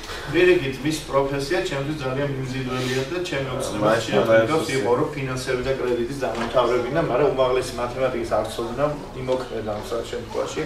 ბატონ თოდეგე. ზოგადად სამართლებრივი ან მოსაწყენის ამუშავოა. ზოგადად სამართლებრივი პრინციპია, რომ არავის არ უფლება სხვას გადასცეს იმაზე მეტყველებები, ვიდრე თვითონ მას გააჩნია. ეხლა წარმოგიდგენთ, მე არ ვარ ამ ნივთის მესაკუთრე და სრულიად შემთხვევით ვიპოვე ადამიანი, რომელიც იმაზე მეტს იხდის ქილას, ვიდრე მე მაგადასახდები. რა კარგია, ხო, ბენზინის ფული თუ არ დამრჩება, პურის ფული მაინც დამრჩება, ხო? მაგრამ ამ შემთხვევაში სანდროს მხრიდან ამ ფაქტის შეტყობინებისთანავე, რა თქმა უნდა, დგება ამ ზედმეტი თანხის ისევ სანდროს გადასვლა აღებულება, როცა თქვენი წავთ უსაფრთხო გამგრევის მომენტებს ნახავთ, ხო? რატო არ მე ვითომ კრედიტორი, იმიტომ რომ ეს არ არის ხო ჩემი საკუთრება და ცხადია მე არ მაქვს უფლება იმაზე მეტი უფლებები გადავწე. რატო უფლება ხო არის? ჩემი უფლება არის და უფლებიდან მივდივარ მე ჩემ სარგებლოს და არ არის. ხო, მაგრამ ეს ნივთი თქვენია? მე რა ჩემი არა, მე უფლება ხო მქონდა ამაზე. ანუ ფექირამობაზე რო გავიქცია, ზუსტად იმ პირობებში კონსტიტუციური უფლება. ჩვენი კონსტიტუციური უფლება. ანუ ხო და მე თუ არ ვარ მესაკუთრე და მხოლოდ მესაკუთრის ნებართვით თქვენ გადმოგეცით მესამბრის არ შემილია იმაზე მეტი უფლებები მივცეთ ჩემს თავს ვიდრე მესაკუთრე მე მომანიჭა ხო ანუ აღებულებები ამიტომ თუ ბატონ ლევან ამ ფაქტს ექნება ადგილი და ვერ გაიგებს გამქირებელს სხვა შედეგი დადგება რა თქმა უნდა შეგჭებათ ერთთან ხა მაგალითად ახლა გამქრებელ ხوار დააკვირდება მესახში მიშა აი მე მაგალითად გეტყვით რომ ბევრი ჩვენი სტუდენტები რომლებიც გერმანიაში სწავლობენ და მე ორი თვე ხოლმე ზაფხულში ჩამოდიან თბილისში ან ზამთარში არდადეგების დროს იგივე 564 მოხლი ჩვენს კოდექსში და უბრალოდ 554 გადმოწერილია რა თქმა უნდა გერმანული კოდექსში სადაც წერია რომ გამქირებელი ქირის გადაღწისაგან არ თავისუფლდება თუ სარგებლობაში ხელი ეშლება თავისი მიზეზით სულ არ აინტერესებს გერმანიაში გამქირებელ შენ საქართველოში წამოყვედი არდადეგებზე თუ პირობითად ვერონაში წახვედით ჯულიეტას ძეგლის მოსანახულებლად, ხო? ის ქირას მაინც იღებს და რა შვრებიან იცით ეს ჩვენი ბიჭები? რო არ დაქირავებენ ერთად. სხვაზე აქირავებენ და თუ თვითონ 400 ევროს იხდიან, უცებ მოძებნია ხოლმე 600 ევროიან, 700 ევროიან პიროვნებებს, რომლებსაც მიუხედავად ძალიან უყვართ ზაფხულში დასვენება და იმათ ერთი თვით უნდა თესბინა ან ორი თვით. და ეგ შენი 200 ევროს რა თქმა უნდა, და ეხლა ცხადია თუ ეს გამქირებელმა გაიგო, ბუნებრივია მოიწყოს ამას და როგორც წესი გერმანელები ამას არ ეძიებენ, ამ თავი ის ქირა მიიღონ, რომელიც არის დათქვა. რახან ბატონი ალექსანდრე შეგვახსენებს, რომ კონსტიტუციით თქვენ გაქვთ დასვენების უფლება, მე ამ უფლებით რა თქმა უნდა ვისარგებლე, ჩამოყალიბდით რაღაცა კითხვებზე. ეხლა მეგობრებო, ესე ვაგრძელებ საუბარს და შევთანხმდით, რომ უკვე ქირავნობა ძალიან მნიშვნელოვანი ინსტიტუტია ქირავნობას შეკულებაში, მაგრამ ახლა ბატონი ვატოს ვარ შეკითხვას. მე როდესაც ვატოს მივაქირავე 60-ოთახიანი ბინა და ვატომ გადაწყვიტა ერთი ოთახი, თქვა დათოს მიაქირავოს ქვექირავნობის საფუძველზე. ამისთვის ვამოწმოთ ჩემი ნებართვა საჭირო. მაქვს თუ არა უფლება უარი ვთქვა აი ამ თანხმობის გაცემას. როდესაც თქვენ წაიკითხავთ სამოქალაქო კოდექსის 550 მუხს, ნახავთ მეგობრებო, რომ გამქირებელს უფლება აქვს უარი თქვას ქვექირავნობაზე, თუკი ქვე მოქირავნე მისთვის წარმოადგენს მიუღებელ პიროვნებას, ან თუ საცხოვრებელი სადგომის ზედმეტად გადაიწვირთება, ან დაილოცო სამოქალაქო სამართალი, ან თუ სხვა რაიმე გარემოებებიდან გამომდინარე, გამქირებლისთვის მიუღებელია ქვექირავნობა. ეხლა რომ დამისვათ შეკითხვა, რა არის სხვა რაიმე გარემოებები, რა თქმა უნდა გეტყვით, ეს არის სხვა რაიმე გარემოებები, ხო? რომელიც რა თქმა უნდა შეფასებას ექვემდებარება კონკრეტულ შემთხვევაში და დავა თუ წარმოიშვა ადგილი არ უნდა ქონდეს გამქირებლის მხრიდან შიკანის, ანუ უფლების ბოროტად გამოყენების შემთხვევას. რა თქმა უნდა, დაასამართლოს ხო გამქირებელმა, რატო არის მისთვის მიუღებელი ქვექირავნება. მაგრამ ქართული. ეხლა 115 მოხში გაქვთ ხო ნასწავლი, ეს ლათინურად ტერმინია ხო შიკანა, ჩვენი გაგებთ უფლების ბოროტად გამოყენება. ანუ დაუშვებელია ხო უფლების გამოყენება ბატონი მარტოდენ იმიზითო სხვა ზიანი მიაყენოთ და არა რომ ამ შემთხვევაში თქვენი ინტერესის პრიორიტეტი იყოს ხო თუნდაც სამეზობლოდავებში ხშირია როცა აუჩეხავ ხის ან ბუჩქის ფესვებს და ტოტებს ისე რომ ვერ ასაბუთებ რას გიშლიდა თხებს და მე შეიძლება ამ ხმობა განაპირობოს იმ ხეხილის და გარკვეულ ზიანი დადგეს ეხლა ბატონებმა ერთი პრობლემური საკითხი თქვა დაქირავებული გაქვთ პირობითად ბინა და ამ ბინაში საცხოვრებლად მოვიდა თქვენი მეგობარი რომელმაც ასევე ჩააბარა თბილისში და სწავლობს არც ქირას ახდევინებთ არც არანაირი ხელშეკრულება არ დაგიდიათ უბრალოდ ცხოვრობს თქვენთან ამ დაქირავებულ ბინაში ხო ან ნათესავია და ასე შემდეგ ხა ჩემ სტუდენტობაში ან ძიძა არის ბავშვის ან შინამოსამსახურე დიდი ალბათობა ხო სიჭიდროვე გაიზარდა ზარიანო მაშინ ჩემ სტუდენტობაში ასეთ პირებს ეწოდებოდა დროებითი მდგმურები და სწორედ იმით განსხვავდებოდნენ ქვემოქირავნებისაგან რომ არც ხელშეკრულებას დებდნენ და არც ქირას იხდიდნენ მაგრამ ხა ჩვენს რეალობაში ამათი სტატუსი ძალიან მნიშვნელოვანია ხო სამართლებრივი მოწესრიგების თვალსაზრისით და აქვს თუ არა განსხირებელს უფლება მოგედაოთ და გითხრათ თუ არ გააბუნძურებთ ამ თქვენს მეგობარს თუ ნათესავს მე შევწყვეტ თქვენთან ქირავნობის ხელშეკრულებას უნებრივია რომ უნდა იყოს პირველ რიგში ხელშეკრულებით გათვალისწინებული და თუ თქვენ ამ პირობას დაარღვევთ იმიტომ ზოგჯერ გამქირებლისთვის არსებითი ხასიათის არის რომ არ გადაიტვირთოს ხო ეს ბინა ან განსაკუთრებით იქ მცირეწლოვნებთან და არასრულწლოვნებთან მიმართებით არის ხო პრობლემა რომ ალბათობა რომ რამე დააზიანონ დიდია ამ და თუ ხელშეკრულებით არ არის გათვალისწინებული უნებრივია რომ შემდგომში გამქირებლის პრობლემა ამტკიცოს რა საფრთხეს ხედავს ის იმაში რომ დამქირებელმა თქვათ დროებით აი ამ დაქირავებულ ბინაში ცხოვრების უფლება დართო სხვა პირებს და შესაბამისად ეს არ არის ხასო ქვეკირავნობა ეხლა ერთი ძალიან პრობლემური საკითხია ამა დამეხმარეთ და გამახსენეთ უზრუნველყოფის რამდენი სამართლებრივი საშუალება გაქვთ უკვე შესწავლილი სამოქალაქო სამართალში? 6 ხო?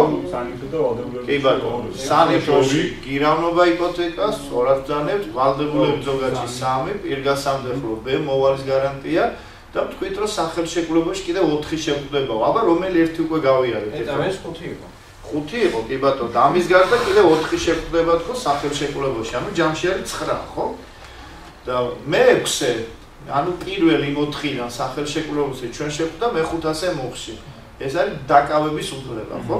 და მე გთხოვეთ რომ ეს არ აგერიო თქო სისხლის საპროცესო იძულების ღონისძიებაში თქო, როცა მე-500-ე მუხიდან გამომდინარე გამყიდველს უფლება აქვს, არ გადასცეს ხო მყიდველს ნივთი, ან თუ უკვე გააგზავნა დააკავოს გზაში, მანამ სანამ მყიდველი არ გადაიხდის შეთანხმებულ ფასს, არ ანაზღაურებს შესაბამის ხარჯებს.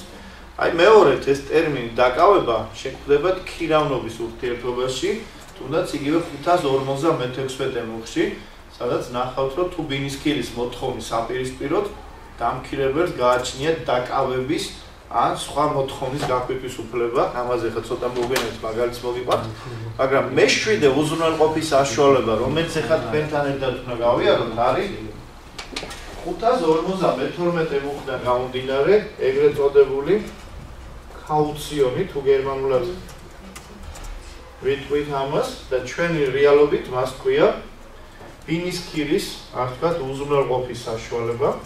აი ავიღოთ მარტივად. A მიაქირავო B-ს პირობითად 1 წლით საცხოვრებელი ბინა. თვეში B უნდა გადაიხადოს 1000 ლარი.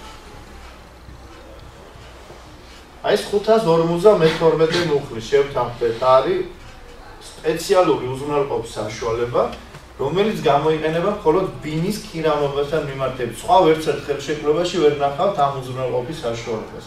და მისი არსი მდგომარეობს იმაში, რომ A-ს გამქირავებელს უფლება აქვს მოსთხოვოს B-ს დამქირებელს ერთი თვის ქირის სამაგიოდენობის თანხის წინასწარ გადახდა, ანუ 3000 ლარი. ეს არ აგერიოთ ბინის ქირაში, ამის მერე B ჩვეულებრივი ხდის ყოველთვის 1000 ლარს.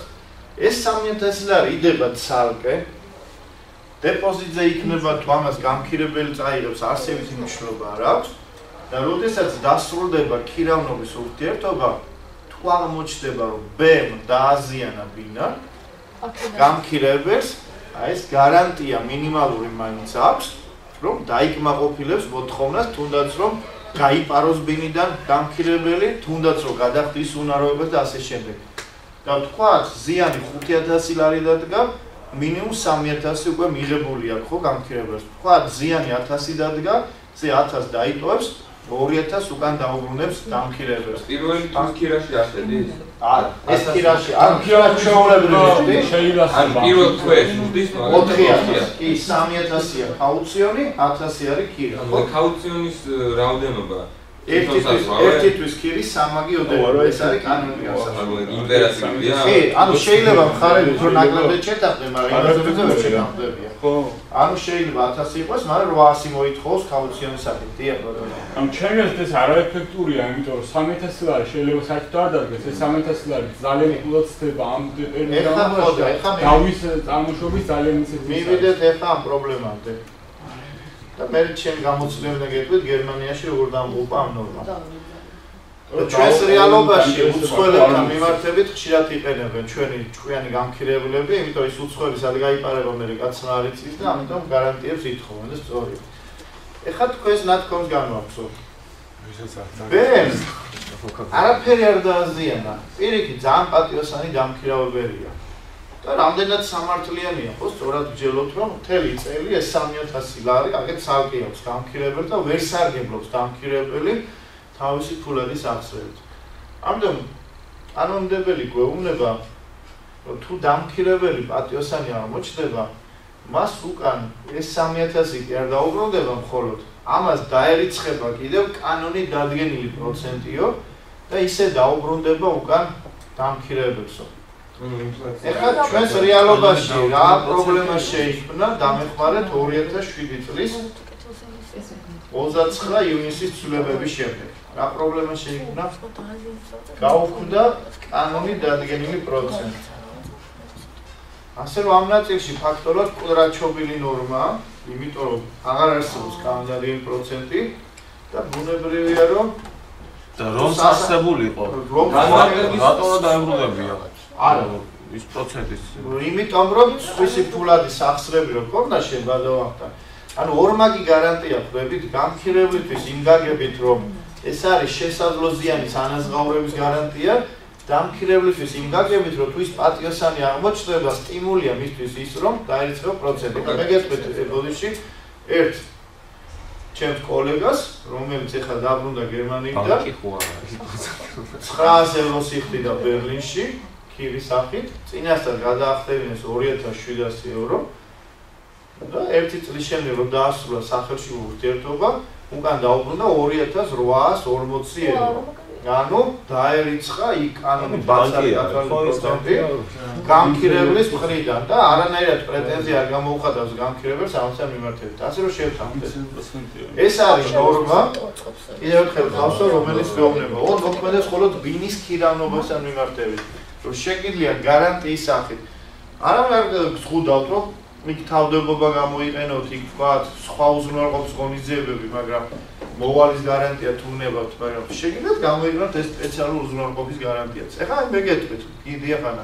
მუხში წერია, რომ თუ ფულადი თანხა წინასწარ არის გადასახდელი. დიახ. შეიძლება რომ შემდგომაც იყოს გადასახდელი? მაგრამ ეს შესაძლებელია ხელშეკრულებით შემდგომში იყოს, მაგრამ ჩათვალეთ რომ ეგ ტექნიკური ხარვეზია, ან აზრს უკარგავს ამ ნორმას, იმიტომ რომ მე არ შემოხვედრია პრეცედენტი, რომ 3 თვის მერე გამოართვას ეს უზრუნველყოფა. თუმცა შეიძლება რაღაც გამოსაცდელი გადასავითი იყოს და თავიდან არ მოითხოვს, მაგრამ როგორც წესი წინასწარ ითხოვს ამას გამქირებელი. აი ჩემი დაიხსოვეთ, ჩემგან თქვამი, როცა უცხოეთში მოგიწევთ წასვლას, სწავლის გასაგრძელებლად თუ ასე შემდეგ, ვერც ერთ შემთხვევაში ვერ დაიქირავებთ ბინას ამ კაუციონის გამოყენების გარეშე. განსაკუთრებით უცხოელი თუ არის დამქირებელი, მე არ შემოხვედრია ჯერ პრეცედენტი, რომ გამქირებელმა მოგაქირავთ ბინა მხოლოდ იმ პირობით, რომ ამდენ თანხას გადაიხდით ყოველთვიურად. არა, წინასწარ გთხოვთ გარანტიას, რომ შემდგომში თუ თქვენ დააზიანებთ ამ ბინას, სად გეძებოთ და სად მოგძებნოთ მისი პრობლემაა, ამიტომ თავიდანვე გთხოვთ ამ გარანტიის წარდგენას. გისმენთ და სხვა უზრუნველყოფის საშუალებებზე რითი არის უკეთესი თქვა? ესე უკეთესია ხალხს უსვავ იმით, რომ თუნდაც რომ შემდგომში გადახდის უნარო აღმოჩნდეს დამქირებელი, თუნდაც რომ ვერ დავადგინოთ მერე მისი ადგილსამყოფელი და ასე შემდეგ, ეს არის იმ შესაძლო ზიანის ანაზღაურების მინიმალური, ხო, ზიანის ანაზღაურების გარანტია იმ თანხის ფარგლებში, რაც წინასწარ იქნა გადახდილი. ახლა მე გეტყვით ჩემ გამოცდილებიდან. ერთი კითხვა. დიახ, ბატონო ირაკლი. ეს მეორე ნაწილში რო წერია, რომ კანონდადგენელი. კი, და მე მესამე ნაწილი წერია, რომ დამქირებლისთვის საზიანო დადებული ბათილია, ანუ ის რომ არ დაერიცხება პროცენტი არის ბათილი. ხო და მაგორი ნაწილის მიზანი ხო არის ის რომ ეგ 3000 წელი მაგალითად 3000 ლარი 2 წლის შემდეგ ბევრად უფრო ნაკლებ პიროვნებაა ამ შემთხვევაში ის 684 მუხლი რო გაუქმდა მაგიტო რატო ვეღარ გამოვიყენებთ იმ მუხლებს ანუ განმარტებით ვიმჯობ და რაღაც ინფლაციის ესე იგი ბატონო ირაკლი კიდევ ერთხელ ხასვსვა მე მოგიყვანეთ ნორმა ამ შემთხვევაში ხოლო რა ინტერპრეტაციას მისცემ სასამართლო დავის შემთხვევაში არის მეორე პრობლემა, ხო? იმიტომ რომ როცა გქონდა ჩვენ 384 მუხლი, არანაირ პრობლემას არ ქმნიდა ეს 552-ის მეორე, მოქმედებდა ხო ეროვნული ბანკის მიერ განსაზღვრული 3% განაკვეთი, რამდენი იქნებოდა იმ პერიოდში ვიანგარიშები და უპრობლემო დაერიცხებოდა ამ თანხას. ეხლა რახან აღარ არსებობს ნორმა, რომელიც განსაზღვრავს პროცენტს საკანონმდებლო დონეზე, ბუნებრივია რომ დავის შემთხვევაში აქ სასამართლომ შეიძლება გაითვალისწინოს, ოღონდ არა ის, რა თქვენ ბრძანეთ, იმպես ნომინალიზმის პრინციპს ეწინააღმდეგება, ხო, ინფლაციური მომენტები და მსყიდველუნარიანობა. არამედ გაითვალისწინოს, როგორც სხვისი ფულადის სახსრებით სარგებლობისთვის პროცენტის დარიცხვის ინსტიტუტის ფართო გაგება. ახლა მე გეტყვით, ერთი კვირის უკან უზენაეს სასამართლომ მიიღო ასეთი გადაწყვეტილება. მე და თქვენ შორის არსებობს ფულადი ვალდებულება, გადავაცილე გადახდის ვადას და არ ვარ შეთანხმებული, რომ მე თუ ვადას გადავაცილებ, დამერიცხება სამოქალაქო კოდექსის 403 მუხლის პირველ ნაწილიდან გამომდინარე პროცენტი. და 403 მუხლში თქვენ გაქვთ დასწავლეთ, ხო? რომ მოვალე, რომელიც ფულადი ვალდებულების შესრულების ვადას გადააცილებს, ვალდებულია გადაიხადოს მხარეთა შეთანხმებით განსაზღვრული პროცენტი. არ ყოფილა ამის მიუხედავად მაინც დამაკისრა უზენაეს სასამართლომ ვადის გადაცილებისას პროცენტის გადახდა და ძალიან კარგად ბრძანა რომ მოვალემ არ უნდა ისარგებლოს იმით რომ თურმე ხელშეკრულებით გამორჩათ მხარებს ვადის გადაცილების შემთხვევაში პროცენტის გადახდის ვალდებულება და რახან მოვალემ იცის რომ ვალდებულება უნდა ჯერ უნდა შესრულდეს ბუნებრივია რომ ეს არ უნდა გახდეს მისი პასუხისმგებლობისაგან გათავისუფლების საფუძველი, თუ კი კრედიტორმა არ ჩადო ვადის გადაცილებისათვის ეს სანქცია და მაინც დააკისრა ამ შემთხვევაში ვალდებულ პირს, მიუხედავად იმისა, რომ ნორმა სულ სხვა რამეს ამბობს, თუ მხარეები არიან შეთანხმებული. ანუ სამოსამართლო სამართალი ბუნებრივია ძალიან კარგი რამ არის, რომელიც ბონაფიდეს, ანუ კეთილსინდისიერების პრინციპს კერძო სამართლებრივ ურთიერთობებში ძალიან კარგად განმარტავს ხოლმე და ამბობს, რომ რაღაცის არ გათვალისწინების გამო არ უნდა ისარგებლოს ამით ბოლოდად ვალდებულმა პირმა. ამიტომ ამ კონკრეტულ შემთხვევაში მე გეთანხმებით, რომ ის რომ 384 მუხლი აღარ არსებობს, რაც ერთი შეხედვით ხო, სამსახად გამორიცხავს 552-ის მეორეს მოქმედებას, სასამართლოს მხრიდან შეიძლება სხვაგვარი წინეს გაგებული. იგივე როცა ჩვენ 715 მუხლზე ვისაუბრებთ. თუ არ თქვენი რწმუნებული და დამავალეთ, რომ წადი და დათოს გამოართვით ჩემი 3000 ლარი და მომიტანე. იმის ნაცვლად თქვენთვის მომიტანა, წავედი და ჩემთვის დავხარჯე ეს თანხა. და როცა 715 მუხლს ნახავთ, იქ წერია, რომ თუ რწმუნებული თავისთვის იყენებს მარწმუნებლის ფულად სახსრებს, ის ვალდებულია დააბრუნოს პროცენტთან ერთად. არანაირ პროცენტზე მე და თქვენ არ შევთანხმებული ვართ, თუ არ მოგიკარგით ამ ფულს. ეს არ უნდა გახდეს იმის საფუძველი, რომ რახან ჩვენ არ შევთანხმებული ვართ, ეს ნორმა კონკრეტულად ჩობილად ჩავთვალოთ, ხო? ასე რომ სამოსამართლო სამართალი ამ პრობლემას ცხადია გამოასწორებს. კიდე ერთი კითხვა. დიახ. აქ ხო არის რომ ანუ ის 3000 ანუ კაუციონს ხო იყენებს თავისთვის რა და ხო შეიძლება რომ იმას გამოიყენებს თუ სახში შეინახავთ თუ ბანკში დადებთ თუ ნოტარიუსთან ეს დაკონკრეტება აღარ ხდება. არა, ნოტარიუსთან დადოს მაგალითად. ალბათობა იმისა მართალი ძანებს რომ ამას გამქირებებს სხვა ბიზნესისთვის გამოიყენებს არსებობს ხო? თუნდაც შეიძლება თავის ბიზნესში ჩადოს ხო? მაგრამ დამქირებებს ეხა ამ საფუძვლით რაიმის მოდავების ფულება არა კიდევ ერთხელ შევთანხმდით ხო? ეს არის უზრუნველყოფის ღონისძიება და მისი მიზანი არის დააფიქროს დამქირებელი, რომ არ დააზიანოს გაქრებულ ვინა. თუ თქვენ არ გაწყოთ ბატონო ირაკლი, როდეში ამ პირობით ხელშეკრულების დადება ვერც ვერ დავაკავალდებულებთ. მაგრამ თუ გამქირებელი გეუბნებათ რომ მხოლოდ ამ პირობით მოგაქირავებთ და თქვენ სხვა არჩევანი არ გჭირდებათ, მაშინ ჩემო ბატონო გინდათ არგეთ მოგიწევთ, ხო, რა თქმა უნდა, კარგია რომ წენს არაფერი არ გადაიხადო, ხო? აი დავშოთ ზიანი 3000 კერში ან 2000 აკრით მომეტი. ამ შემთხვევაში თუ რაც ნაკლებია გამოაკლდება და სხვაობა დაბრუნდება, თუ მეტია, ცალკე მოუწევს ცხადია ზიანის ანაზღაურების ნორმებით, ფერობა დამქირებელს ანაზღაურებს. თქვა 6000 ზიანი მიაყენა, ხო? ეს 3000 მინიმალური უკვე დარჩა, გამქირებელს დანარჩენს იდავებს 394 მერე უხლების საფუძველზე. აი იმ შემთხვევაში რომ 6000 3000 ის პროცენტი ჩაიწრება ეს 3000 იმ ზიანში, თორემ მაშინ იქნებოდა უფრო საჯარიმო სახის ზიანი, რაც რა თქმა უნდა არასწორი იქნება. ანუ 400 მერე მოხლის პირველი ნაწილი ყოველთვის უნდა გახსოვდეთ, ხო? რომ სამოქალაქო სამართლის ამ შემთხვევაში პრევენციული ფუნქცია არის არა ის, რომ უსაფუძვლოდ გამდრეს კრედიტორი, არამედ კრედიტორი აღდგეს იმ მდგომარეობაში, რომელშიც იქნებოდა რომ ვალდებულება არ დარღვეულიყო, ხო? ახლა ჩემი გამოცდილებდა რა მაგალითს მოგიყვანთ 2010 წელს 18 თვით დავდე ჩემო ოჯახმა გერმანიაში, ქალაქ იენაში ბინის ქირავნობის ხელშეკრულება. 18 თვით და წელიწად ნახევარს ითვალისწინებდა ეს სწავლის პროცესი და მათ შორის ვიზის ხანგრძლივობაც იყო 18 თვე. თვეში გვიწევდა მე, ჩემი მეუღლე და ბავშვი თვეში გვიწევდა 500 ევროს გადახდა ქირის სახით, ამას სტიპენდია ფარავდა. წინასწარ გამოგვართვა 1500 евро აუქციონის სახით. და ამის გარდა კიდევ ყოველთვე უწევდა ხოლმე დაახლოებით 40-45 евро დენის გადასახად. დანარჩენი გათბობა გაზი ყველაფერი შედიოდა იმ ქირაში. წყალი და ასე შემდეგ. ესე იგი 18 თვე გადიოდა სექტემბრის ბოლოს. მარტიდან დაიწყო და მომავალ წლის სექტემბერში გადიოდა. მე ჩამოვფრინდი 5 სექტემბერს. ბავშვი წამოვიყვანე. სწავლა იწყებოდა და უფრო ადრე წამოვიდა და მეუღლე მოდიოდა 29 სექტემბერს.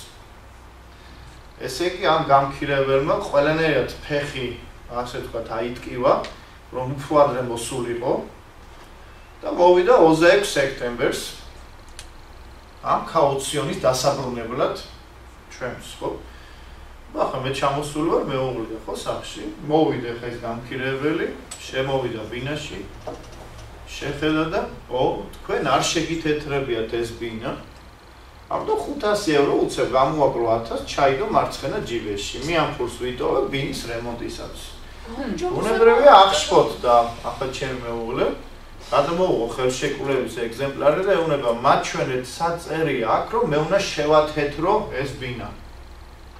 ესო გერმანიის სასამართლო პრაქტიკით არისო დადგენილიო რომ როცა შენ ბინას მომავალ დამქირებელს უნდა შეთეთრებულ მდგომარეობაში დაუტო. თუ ცხადი აღშფოთ და ახლა ხო ჩემი მეუღლე ეუბნება რომ ეს რომ გეთქვა ცხადია გავაკეთებდი და რატო ჭირდება ამას 500 евро როცა ჯამში ეს არის 70-დან 80 ევროს ფარგლებში 1 კილა საღებავში შეძენა და მუშის მოყვან რომელიც 2 საათში 35 კვადრატურს შეათეთრებს. ამას მეც გავაკეთებდი ხო რომ მცანოდა რა პრობლემაა. მაგრამ რა გინდა თქვათ ხო?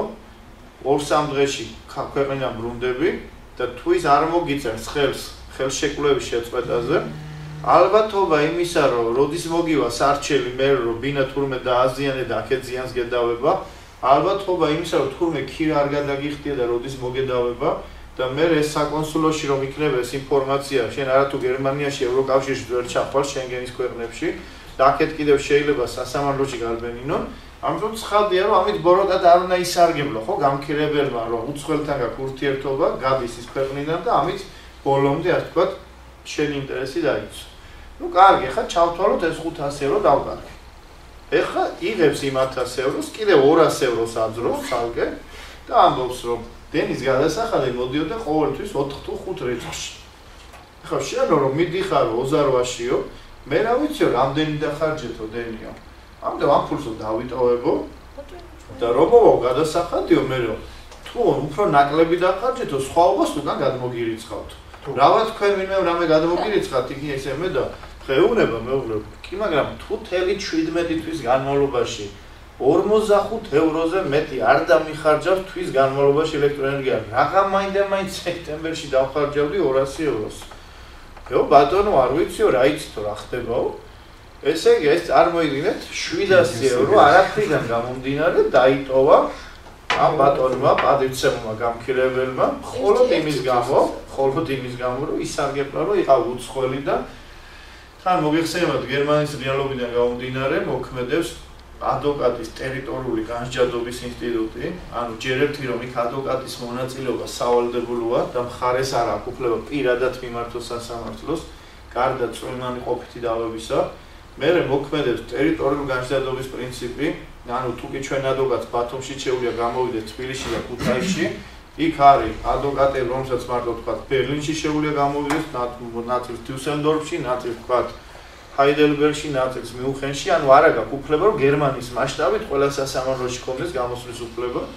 ამიტომ ბუნებრივია ეს დავა პერსპექტივა ძალიან რთულია, ხანგრძლივია და შესაბამისად იძულების წესით თან ხვდები იმას, რომ ხელი მოგიწეროს გამქირებელმა, რომ ხელშეკრულება შეწყდა და პრეტენზია არ აქვს შენს მიმართ არანაირი.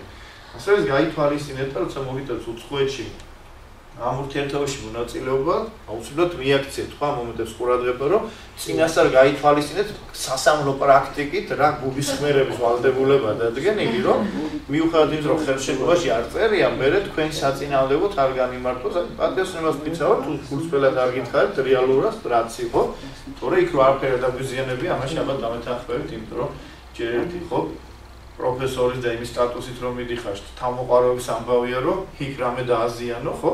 და მეორე ხო, კიდე მეორე თავმოყარების ამბავია, რომ თუ რამე გევალება, ეს არ გააკეთო, ხო? მაგრამ ეს რომ გევალება, უნდა იცოდე ხელშეკრულებიდან გამომდინარე. და როცა ხელშეკრულებაში ანალოგიური არაფერი წერია, მე ახლა რატომ უნდა ვიცოდე გერმანიის სასამართლო პრაქტიკით რა გულისხმერებაა დადგენილი ამ კონკრეტულ შემთხვევაში და იქნებ ბატონო ირაკლი, ალბათობა იმისა, ხო არ მინდოდა ეს მეთქვა, ხო? ალბათობა იმისა, რომ მე რო ის შემეთეთრებინა, აქეთ სასამართლოში გაქცეულიყო, ვინ მოგცა უფლებაო, ეს მეორე პრობლემა იყო, ხო? ვინ გეხვეწებოდა რა შეათეთრა, ხო? ეხლა მეგობრებო, ხო, მაგრამ ეგ მაგას ვიხდები. თქვენის გერმანიის სასამართლო პრაქტიკას შეთეთრებასთან დაკავშირებით რატომ უნდა გწოდოთ? ესე ხო, ამას ვამბობ მე ზუსტად და თუ არ უნდა გწოდოთ და უწადი და არ ყია სასამართლოში, რატო არ უნდა გწოდოთ და ხვდებით, ამას გაიძულებთ, რა უნდა ქნა, ხო, როცა ორ დღეში მოდიხარ ქვეყნიდან, ხო? ვერაფერს ვერ შეძლებ, ხო? ამიტომ ეს პრობლემა არსებობდა შესაბამისად მეგობრებო, ძალიან მნიშვნელოვანი საკითხი გვაქვს, ხო, აგრეთვე ქირის გადახდის პერიოდულობა და მომენტი. ჩვენ ვამბობთ, რომ ქირა, როგორც წესი, გამოიხადება ფულადი თანხით, ვალის ვალუტა, გადახდის ვალუტა, კარგად გახსოვთ, გადაცილებისთვის სამართლებრივი შედეგები და არა მარტო რომ შეიძლება პროცენტი დაერიცხოს, არა მხოლოდ ის რომ პირგასამტეხლო შეიძლება დაერიცხოს, არამედ იგივე 558 მუხში ნახავთ, რომ თუ დამქირებელმა არ გადაიხადა ქირა 3 თვის განმავლობაში, ეს შეიძლება გახდეს ქირავნობის ხელშეკრულების ვადაზე ადრე მოშლის საფუძველი გამქირებლის მხრიდან. ამიტომ კითხვაზე ქირა როდის უნდა იქნეს გადახდილი, თქვენ პასუხობთ, რომ ეს არის დისპოზიციური ნორმა 553 მუხლის პირველი წინადადება და გვეუბნება, რომ თუ მხარეების სხვა რამეზე არ შეთანხმებულან, ქირა გადახდილი უნდა იქნეს ხელშეკრულების ვადის გასვლის შემდეგ. ანუ წარმოიდგინეთ, შეიძლება 3 წელი გაქვთ დაქირებული და თუ არ შეთანხმდით სხვა რამეზე, აი 3 წელი რო დასრულდება, ერთიანად მოგიწევთ მერე გადახდა. მაგრამ თუ რა თქმა უნდა მხარეები შეთანხმებული არიან დროის გარკვეულ მონაკვეთზე, ეს ყოველთვე იქნება 2 თვეში ერთხელ, ყოველ კვარტალურად თუ ასე შემდეგ, უპირატესობა ენიჭება სწორედ შეთანხმებულ პირობას და ბუნებრივია რომ 558 მუხლით გათვალისწინებული საფუძველი შეიძლება გამოყენებული იქნეს მხოლოდ იმ შემთხვევაში, როცა ქირა ყოველთვიურად არის განსაზღვრული. ისე ჩემ სტუდენტობაში ეწერა, რომ მოშლის საფუძველია თუ არ გადაიხადა ქირა ზედიზედ 3 თვის განმავლობაში. ეხლა წერია თუ არ გადაიხადა ქირა 3 თვის განმავლობაში. ცხადია, მათ შორის ძალიან დიდი განსხვავებაა, რომ ზედიზედ შეიძლება არ ემთხვეოდეს 3 თვე, მაგრამ ჯამში თუ 3 თვე გამოვიდა, ეს უკვე საფუძველს ანიჭებს გამქირებელს ამ ურთიერთობის ვადამდე დასრულებისა. ეს როგორ უნდა ამტკიცოს დამქირავებელმა, რომ 3 თვის ესე იგი, თქვენ რა შეკითხვასაც ძალებთ, ხო, ბატონო? ეს არის სამოქალაქო პროცესის პრობლემა. კანონმდებელი გვეუბნება, ხო, რომ მატერიალური სამართალი ამბობს, ქირა გადახდილუნა ეს ასე, პროცესი გვეუბნება, იყო თუ არა ასე, არის ხო პროცესის პრობლემა. ამიტომ როცა შემდეგ სემესტრში სამოქალაქო პროცესის სწავლით, უნებრივია ნახავთ ხო მტკიცების საშუალებებს, როგორიცაა მხარეთ ახსნა განმარტება, მოწმის ჩვენება, წერილობითი მტკიცებულება, ნივთიერი მტკიცებულება და ექსპერტის დასკვნა, ხო? უნებრივია დასაშოვის პრინციპიდან გამომდინარე ზოგჯერ ერთი კონკრეტული დაიშვება, ზოგჯერ მეორე, ამიტომ რა მტკიცებულებები გვაქვს, ეს არის ხო პრინციპული საკითხი, იმიტომ მთავარია არა მხოლოდ მოთხოვნა ვიცოდეთ, არა მხოლოდ მოთხოვნის საფუძველი, არამედ როგორ შევძლოთ ყოველივე ამის დადგენა და დადასტურება, ხო? ისე ძალიან საინტერესო გადაწყვეტილება არის, აი ამ გახსენებაზე. ჩვენ რო სესხთან დაკავშირებით ვისაუბრეთ, ხო თქვენ გქონდათ შეკითხვა, რომ თქვათ მობილურ ტელეფონზე ფარულად ჩავიწერე აღიარება სესხებლისა, რომ პატიოსნებას მეფიცება ბოდიშევს მიხდის, რომ მადროვე აუცილებლად გადაგიხდივალს და მყავს მარტო მოწმეები, რომლებიც ზეპირ სესხს ადასტურებენ და არ მაქვს სხვა წერილობითი აღიარება, არ სხვა წერილობით მტკიცებულება. აი გადავახტა, რაოდენ გასაკვირიც არ უნდა იყოს. მე მიუხედავად იმისა, რომ თქვენ პოზიციას ვიზიარებ, ამას წინათ ვნახე, ისე უზენაეს სასამართლოს გადაწყვეტილება, სადაც ეს ჩანაწერი სასამართლო მიიჩნია ნივთიერ მტკიცებულებად, არა და სულ სხვა რამეა ნივთიერ მტკიცებულებად, ჩაწერა ფარულად. ნივთიერ მტკიცებულებად სამხარაულის ექსპერტის ცენტრმა ფონენდოსკოპურად რაღაც ქვია, თუ შეიძლება ვერ ვამოსწორებთ ამ ექსპერტის სახელს, ამ ხმის ნამდვილობას ფონენდოსკოპური თუ რაღაც არის ადასტურებს აუდიო ჩანაწერს, დადგინდა რომ ეს არის მართლაც მოვალის ხრა გაკეთებული აღიარებითი ჩანაწერი, მაგრამ მიუხედავად იმისა, რომ ამ შემთხვევაში ეს არ არის ნივთიერი მტკიცებულება, მისი განმარტებიდან გამომდინარე, სასამართლო ფართოდ განმარტა და თქვა, რომ მოწმის ჩვენებასთან და ამ არაპირდაპირ აღიარებასთან ერთად, რომ ეს ფაქტი დადგენა ჩათვალა. თუმცა მეორე შემთხვევაში სხვა შემადგენლობამ ეს უარყო და თქვა, რომ სხვა საქმეზე, სადაც ანალოგიური მტკიცებულებები არ გაითვალისწინა. ამიტომ ამბობთ, რომ სამოსამართლო სამართალი გარკვეულ შემთხვევებში ერთ იგივე პრობლემას განსხვავებულად აწესრიგებს, ასე რომ რატო შეიძლება ეს ხდებოდეს, ამაზე ბუნებრივი პასუხი არის ერთი, რომ მოსამართლე გადაწყვეტილებას ღებულობს შინაგანი რწმენით, თუმცა ეს შინაგანი რწმენა უნდა ეფუძნებოდეს კანონს, ხო?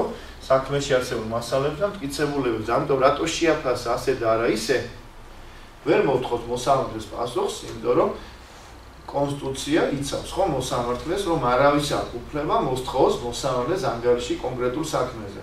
და თუ ჩვენ ფიქრობთ, რომ არასწორად შეაფასა ეს მტკიცებულება და მიანიჭა ზოგადად მტკიცებულების ძალა, არსებობს სხვა ინსტანციის სასამართლოებიც, სადაც შეგვიძლია ამაზე ვიდაო და ვთქვათ, რომ არ უნდა გაეთვალისწინებინა ეს როგორ მტკიცებულება. ეხლა ბატონო ვატო. გვაქვს ასეთი პრობლემა. თქვათ ბატონო ვახტანგმა თქვენგან დაიქირავა ბინა. თვეში 500 ლარად. ბატონი ვახტანგი პირობითად თქვათ რაჭიდან არის წარმოშობით, ჩავიდა ახალწლების წინ მშობლებთან და გამოატანეს დარჩეული ნიგოზი. რაჭული თეთრი ნიგოზი. წამოიღო ახო სარეალიზაციოდ, გარკვეულ თანხას დარჩეს. და როცა ჩამოვიდა ამ ბინაში, ესტუმრე თქვენ მოიკითხეთ, თელი კვირა ვარ ჩანდია, ხო კარგად ხარო? და ამას ხედავთ, რომ ოთახში დეს აი ამ პარკი თუ ხუთით ეს დარჩეული ნიგოზი, ახალწელი ახლოვდება, ნიგოზი ყველას გჭირდება. და მყიდიო თქვა, ხო? 500 ლარად. და როგორც შევთანხმდით, მას 500 ლარი აქვს თქვენთვის ბინის ქირა გადასახადებით.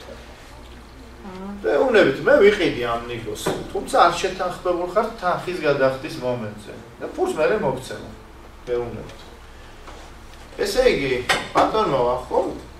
არ გადაგიხადათ იმ ერთი თვის ბინის ქირა და თქვენ აღმოჩნდა, რომ ქირავნობის ხელშეკრულებაში ჩადებული გაქვთ პირობა, რომ თუ დამქირებელი არ გადაიხდის ქირას, შეთანხმებულ დროს დაერიცხება პირგასამტეხლო, თქვა ჯარიმის სახით 100 ლარი. და უკვე ითხოვთ მისგან 600 ლარის გადახდას. მაგრამ ბატონი ვახტანგი გეუბნებათ, რომ მან გამოიყენა სამოქალაქო კოდექსის 452 მოკლით მინიჭებული მოთხოვნათა გაქვთვის უფლება და არ გადაგიხადათ ბინის ქირა, იმიტომ რომ გაგიქვიტათ ნიგზის ღირებულებაში. ეხლა თქვენ ეუბნებით ბატონ ვახტანგს. აბა კარგად წაიკითხე ბიძია ქირავნობის ხელშეკრულებო. ქირავნობის ხელშეკრულებაში წერია, რომ დამქირეებელს ბინის ქირის მოთხოვნის საპირისპიროდ არ აქვს სხვა მოთხოვნების გაკვეთის უფლება. ეხლა ბატონი ვახტანგი გეუბნებათ, რომ იურიდიულ ფაკულტეტზე სწავლობ რომეო ბატონო ვატო და გადაგიშალათ 556 მუხლი, სადაც წერია, რომ მიუხედავად იმისა, რომ ხელშეკრულებით ვახტანგს არ აქვს გაკვეთის უფლება, მაინც აქვს გაკვეთის უფლება. ესე იგი, ამას სამართლის ენაზე ქვია კოლიზია, ხო? 457 მუხლში წერია აქვე პუნქტში, რომ მოთხოვნა გაკვეთვა არ დაიშვება თუ მხარეებმა ხელშეკრულებით გამორიცხეს გაკვეთვა, 556 გეუბნებათ, მიუხედავად იმისა, რომ გამორიცხეს ხელშეკრულებით, მაინც დაიშვება გაკვეთვა. ოღონდ ეს არის სპეციალური ნორმა და ეხება მხოლოდ ბინის ქირავნობის ხელშეკრულებასთან დაკავშირებულ ურთიერთობებს.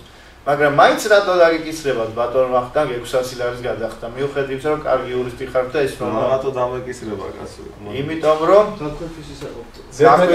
გაკვეთვა ხდება მეორე მხარისთვის შეტყობინებით და არა ამირან გულში მღეროდა პრინციპით, ესე იგი ბატონ ვახტანგს უნდა შეეტყობინებინა ვატოსთვის, რომ იმიტომ არ გიხდით დეკემბრის ბინის ქირას, რომ გაგიქვით იმ ნიგზის ღირებულებაში, ან თქვათ პირობითად რაიმე ხარჯები გაწიეთ ამ ბინის ჯერვან მდგომარეობის შესანარჩუნებლად, რომელიც ვატოს გასაწევი იყო და ამბობთ, რომ აი ამ ხარჯების გამო გაგიქვით ქირა, მაგრამ თუ ეს არ შეატყობინეთ ბატონჩემო გამქირებელს, ცხადია არ იმოქმედებს გასწრო გაკითხვის ინსტიტუტი, იმიტომ რომ თქვენ გაქვთ ნასწავლი, ძალიან სწორი მიდგომა კანონმდებლის, რომ გაკითხვა მართალია არის ცალმხრივნების გამოვლენა, რაც ნიშნავს იმას, რომ მეორე მხარის თანხმობა არ ჭირდება, მაგრამ ეს არის მიღება სავალდებულო, ხო, ცალმხრივნების გამოვლენა, რომ უნდა მიუვიდეს მეორე მხარეს თქვენს მიერ გამოხატული ნება და თუ ბუნებრივია თქვენ ამ უფლებით და ვალდებულებით უკაცრავად არის აღგებთ შეტყობინების და უფლებით რომ გაკვითოთ,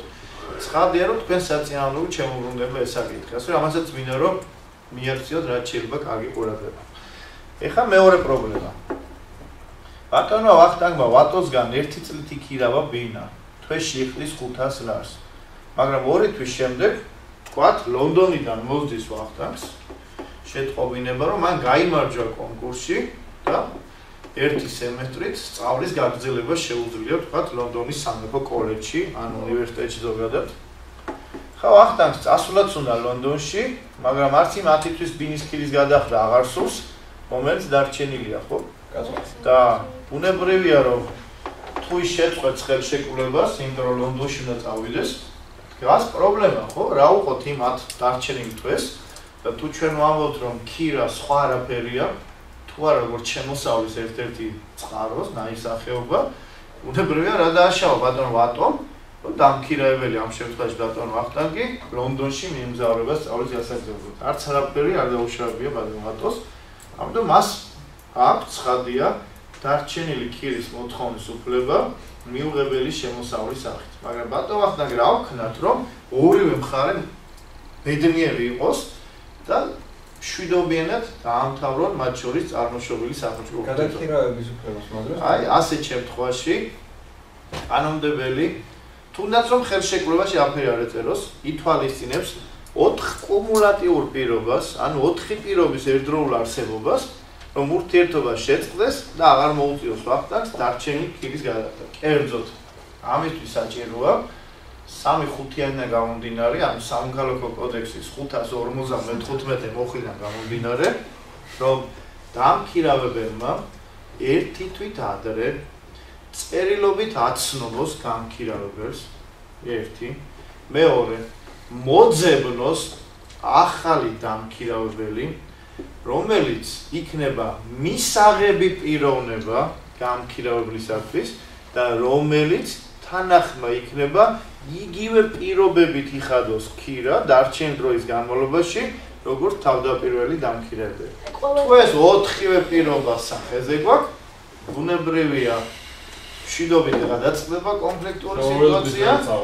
წინააღმდეგ შემთხვევაში, რომ წაბრძანდეს ბატონ ვახტანგი, ვატოს შესაბამისად უფლება აქვს მოითხოვოს ზიანის ანაზღაურება მიუღებელი შემოსავლის სახით. მაგრამ ეხლა ნახეთ ვატოს იმედები, მიუხედავად იმისა, რომ ლევანი რომელიც ვახტანგმა შესთავაზა ვატოს, 4-ვე მოთხოვნა საკმაყოფილებს, ვატო მაინც უარს ამბობს მასთან ურთიერთობის გაგრძელებაზე და რატო იცით? ესე იგი, ვახოს მერე მოუშარებს და ქირას მოსთხოვს, მიუღებელ შემოსავლის სახით და ამ დროს ფიქრობს, ის რომ ლონდონში იქნება, რას გაიგებს და მერე დათოს მიაქირებს ბინას, ხო? ასე რომ ბატონო ვატოს სწორია, თუ ვახტანგი დაამტკიცებსო თქვენს მხრიდან ადგილი აქვს უფლების ბოროტად გამოყენებას, ანუ არ გაქვთ არანაირი პატივსადენი მიზეზი უარი განაცხადოთ ამ ურთიერთობაში ლევანის შემოსვლაზე. ცხადია, ხელშეკრულებას შეწყდება ვახტანგთან, მას აღარ დაეკისრება არანაირი ზიანის ანაზღაურება და უკვე ლევანთან გაგრძელდება შესაბამისი სახელშეკრულო ურთიერთობა. ამასაც მინდა რა თქმა უნდა მიაქციოთ ყურადღება. ეხლა მეგობრებო, ბუნებრივია რომ აი ამ პირველად მოთხოვნებთან ერთად როგორიც არის უნაკლო ნივთის გადაცემა და შეთანხმებული ქირის დროული გადახდა, ძალიან მნიშვნელოვანი საკითხი გვაქვს ამ ნივთის დროულად გადაცემას, ხო? ბუნებრივია რომ ახლა როცა ბატონო ვახტანგმა ავტოფარეხი დაიქირავა ირაკლისგან და მეორე დღეს მიიყვანა მანქანა რომ შეიყვანოს ავტოფარეხში, აღმოჩნდა რომ ირაკლი ორი თვით მივლინებაში წაბრძანდა და არც გასაღები დაუტოვებია ჩემ ბატონო და შესაბამისად ვერანაირად ვახტანგი ამ ავტოფარეხით ვერ ისარგებლებს. ან გააჩერა მანქანა უკვე და მეორე დღეს რომ გამოდის აღმოჩნდა რომ ირაკლის რომელიც იქვე ახლოს ცხოვრობს ორი მანქანა სამშენებლო მასალები ჩაუყრია ავტოფარეხის წინ გარკვეული ასე ვთქვათ სამშენებლო სამუშაოების განხორციელების მიზნით. ანუ ხელს უშლის სარგებლობაში დამქირებებს. ცხადია კანონმდებელი ამ ურთიერთობას ითვალისწინებს და ამბობს რომ თუ დამქირებებს ხო ნივთი დაგვიანებით გადაეცემა ან ხელი შეეშლება სარგებლობაში დამქირებლის მიზეზით, მას ბუნებრივია შეუძლია მოითხოვოს არა მხოლოდ ამ ხელყოფის ასე ვთქვათ აკრძალვა და შესაბამისად ამ ხელყოფის ასე ვთქვათ ქმედებიდან გამომდინარე ზიანის ანაზღაურება, არამედ თუ ინტერესი დაკარგა ამ ხელშეკრულების მიმართ, საერთოდ მოითხოვოს სახელშეკრულო ურთიერთობიდან გასვლა იმ სამართლებრივი შედეგებით, რა თქვენ გაქვთ ნასწავლი სამოქალაქო კოდექსის 407 მუხში. ასევე ძალიან საინტერესო საკითხი გვაქვს, როდესაც ქირავნობის საგანს აქვს ნაკლი, განსაკუთრებით საცხოვრებელ ბინაზეა საუბარი, ან ადამიანთა სამყოფლად გათვალისწინებულ სადგომზე, თქვათ მაღაზია, საწყობი და ასე შემდეგ. და ეს არის მიწისძვრის შედეგად გამოწვეული, ან სხვა რაიმე დეფორმაციის შედეგად, რაც შენობას გააჩნია და პოტენციურ საფრთხეს წარმოადგენს იქ მყოფი ადამიანის სიცოცხლისა და ჯანმრთელობისათვის.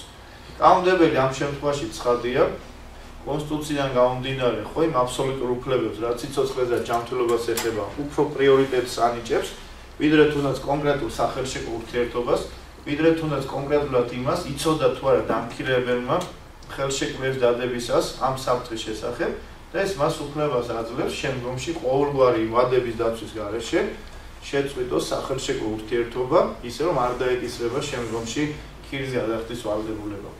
ასევე ხარ როცა ლევანმა თქვათ დათოს მიაქირავა გარკვეული ნივთი და ჩადო ხელშეკრულებაში პირობა, რომ ლევანი პასუხს არ აგებს ქირავნობის საგნის ნაკლისათვის. დასაშვებია თუ არა ასეთ შეთანხმება. აი ნახეთ ახლა ბატონო ლევან, როგორც ნასყიდობაში ჩვენ ძალიან კარგად გვახსოვს რა პირველად და მეორადი მოთხოვნები გვხდება.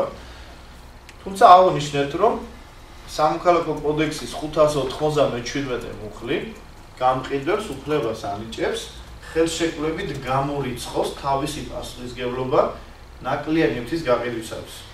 და ბუნებრივია თუ მყიდველი ამას დათანხმდება, ახლა გულში თქვენი გაფიქრება რატო შეიძლება დათანხმდესო? ეს მისი პრობლემა ხო რატო შეიძლება დათანხმდეს, ან არ წაიკითხა ხელშეკრულება, ან შესაბამისად იმდენად კეთილსინდისიერი არ ჯერავს გამყიდველის ამ შემთხვევაში პატიოსნებისა და დათანხმდა ამ პირობას.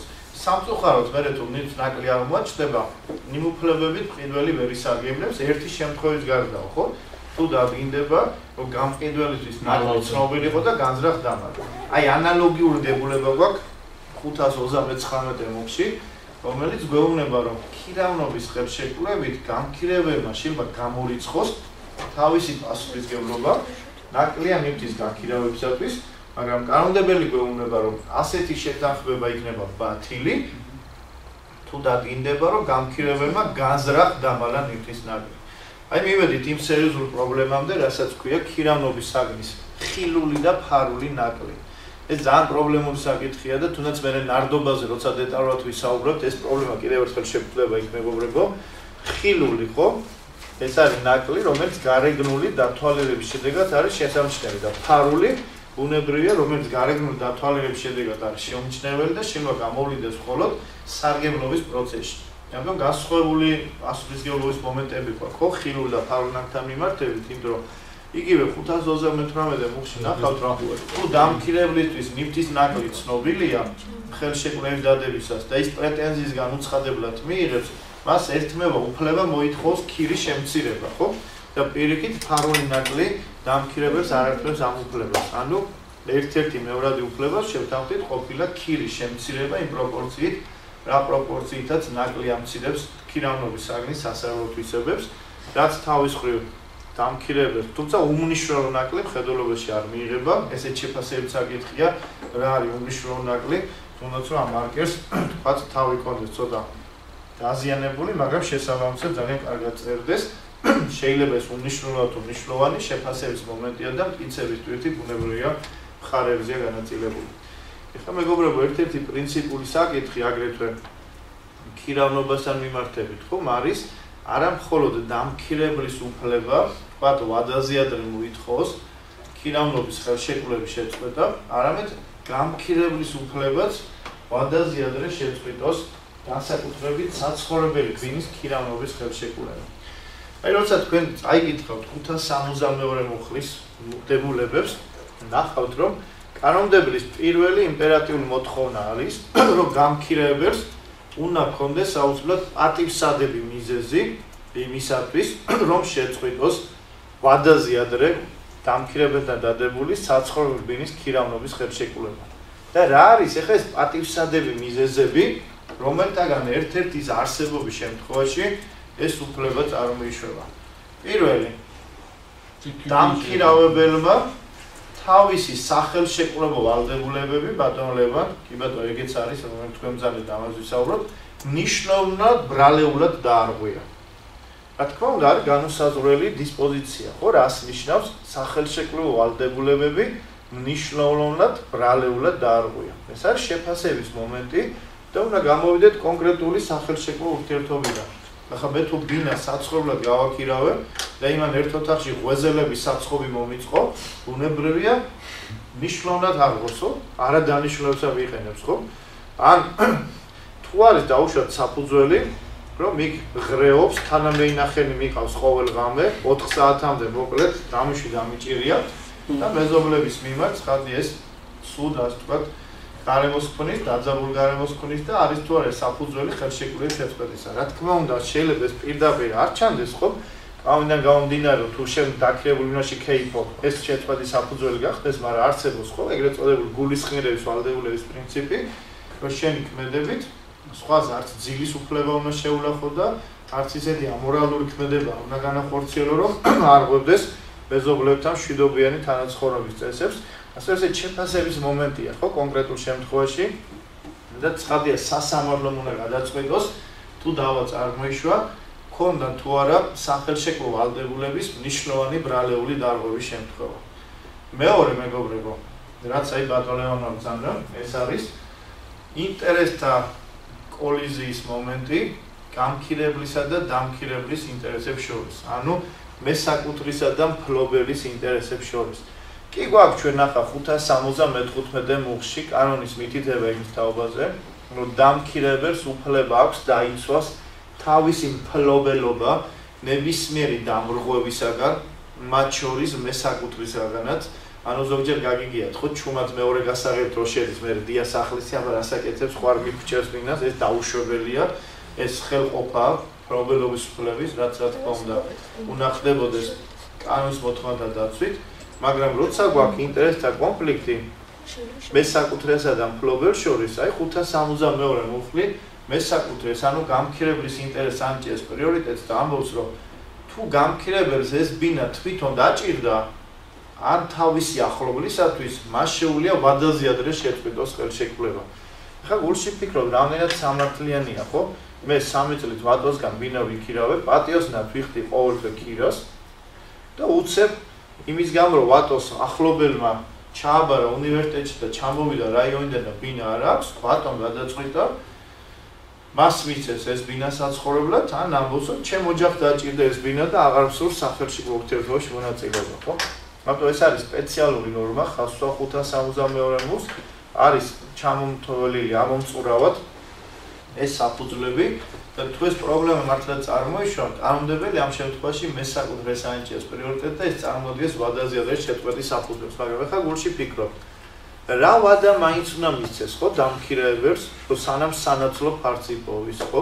ან რამდენი ხით ადრე უნდა აცნობოს. ეს რა თქმა უნდა სამწუხაროა, რომ არ არის იმპერატიულად განსაზღვრული. ამიტომ აქაც დავის შემთხვევაში გონივრული ვადის პრინციპი უნდა გამოვავლინოთ და რა იქნება ეს გონივრული ვადა? ხა 561 მოხრი ზოგადი ნორმა და ამბობს რომ მოშლის ვადა არის 3 თვე. ამიტომ სამართლიანობის პრინციპიდან გამომდინარე, ალბათ სასურველი იქნება ეს პრინციპი გავავრცელოთ ამ 562 მოხთან მიმართებითაც, მაგრამ ახლა ბატონო, მე რომ მთელი წლის ქირა წინასწარ მქონდა თქვენთვის გადახდილი. ესეც დასაშვებია, ხო, რომ ქირაში რომ წინასწარაც გადაგახდებინო, თლიანად ან ნაწილობრივ გააჩნიათ როგორ შეთანხმდებით. და 6 თვის მერე მეუნებით, ჩემთვის ჭირდება ბინო. ბუნებრივია ის ზედმეტად გადახდილი თანხა, უკანა იქნეს შესაბამისად დაბრუნებული, რომ არ მომხდარა სარგებლობა ამ ბინით. ახლა მესამე, რამდენიც სამართლიანია მესამე და ხوار არის წინააღმდეგება ნომინალიზმის პრინციპ პირობითად. მე რომ ლევანისგან ბინა დავიქირავ 1 წლით, ხელშეკრულებაში ჩავდეთ პირობა, რომ მე გადავიხდი 500 ლარს.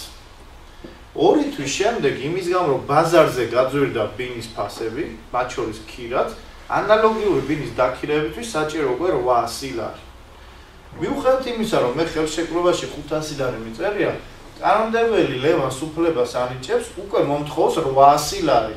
ანუ უკუქცევი ძალას ანიჭებს, წარმოიდგინეთ უკვე დადებულ ხელშეკრულებების მიმართ ამ საბაზრო ფასის გაზდას და ამბობს რომ თუ მე უარს ვიტყვი საბაზრო ქირის გადახდაზე, ეს ბატონ ლევანს ანიჭებს უფლებას ვადაზე ადრე შეწყვიტოს ჩემთან ქირავნობის სახელმწიფო ურთიერთობები. გულში ფიქრობ, რამდენად სამართლიანია ხო ეს ნორმა, რომ თუ ჩვენ 500 ლარზე შევთანხმდით, აბა მაშინ თუ 200 ლარამდე შემცირდებოდა ქირა, მე უფლება მქონდა მომეთხოვა ქირის შემცირება, არა, იმიტომ რომ 500 ლარზე ვიყავ შეთანხმებული. მაგრამ თუ გაიზარდა, რატო აქვს ხო გამქირებას? აი გერმანიაში როგორ დამცავი არის, იცით?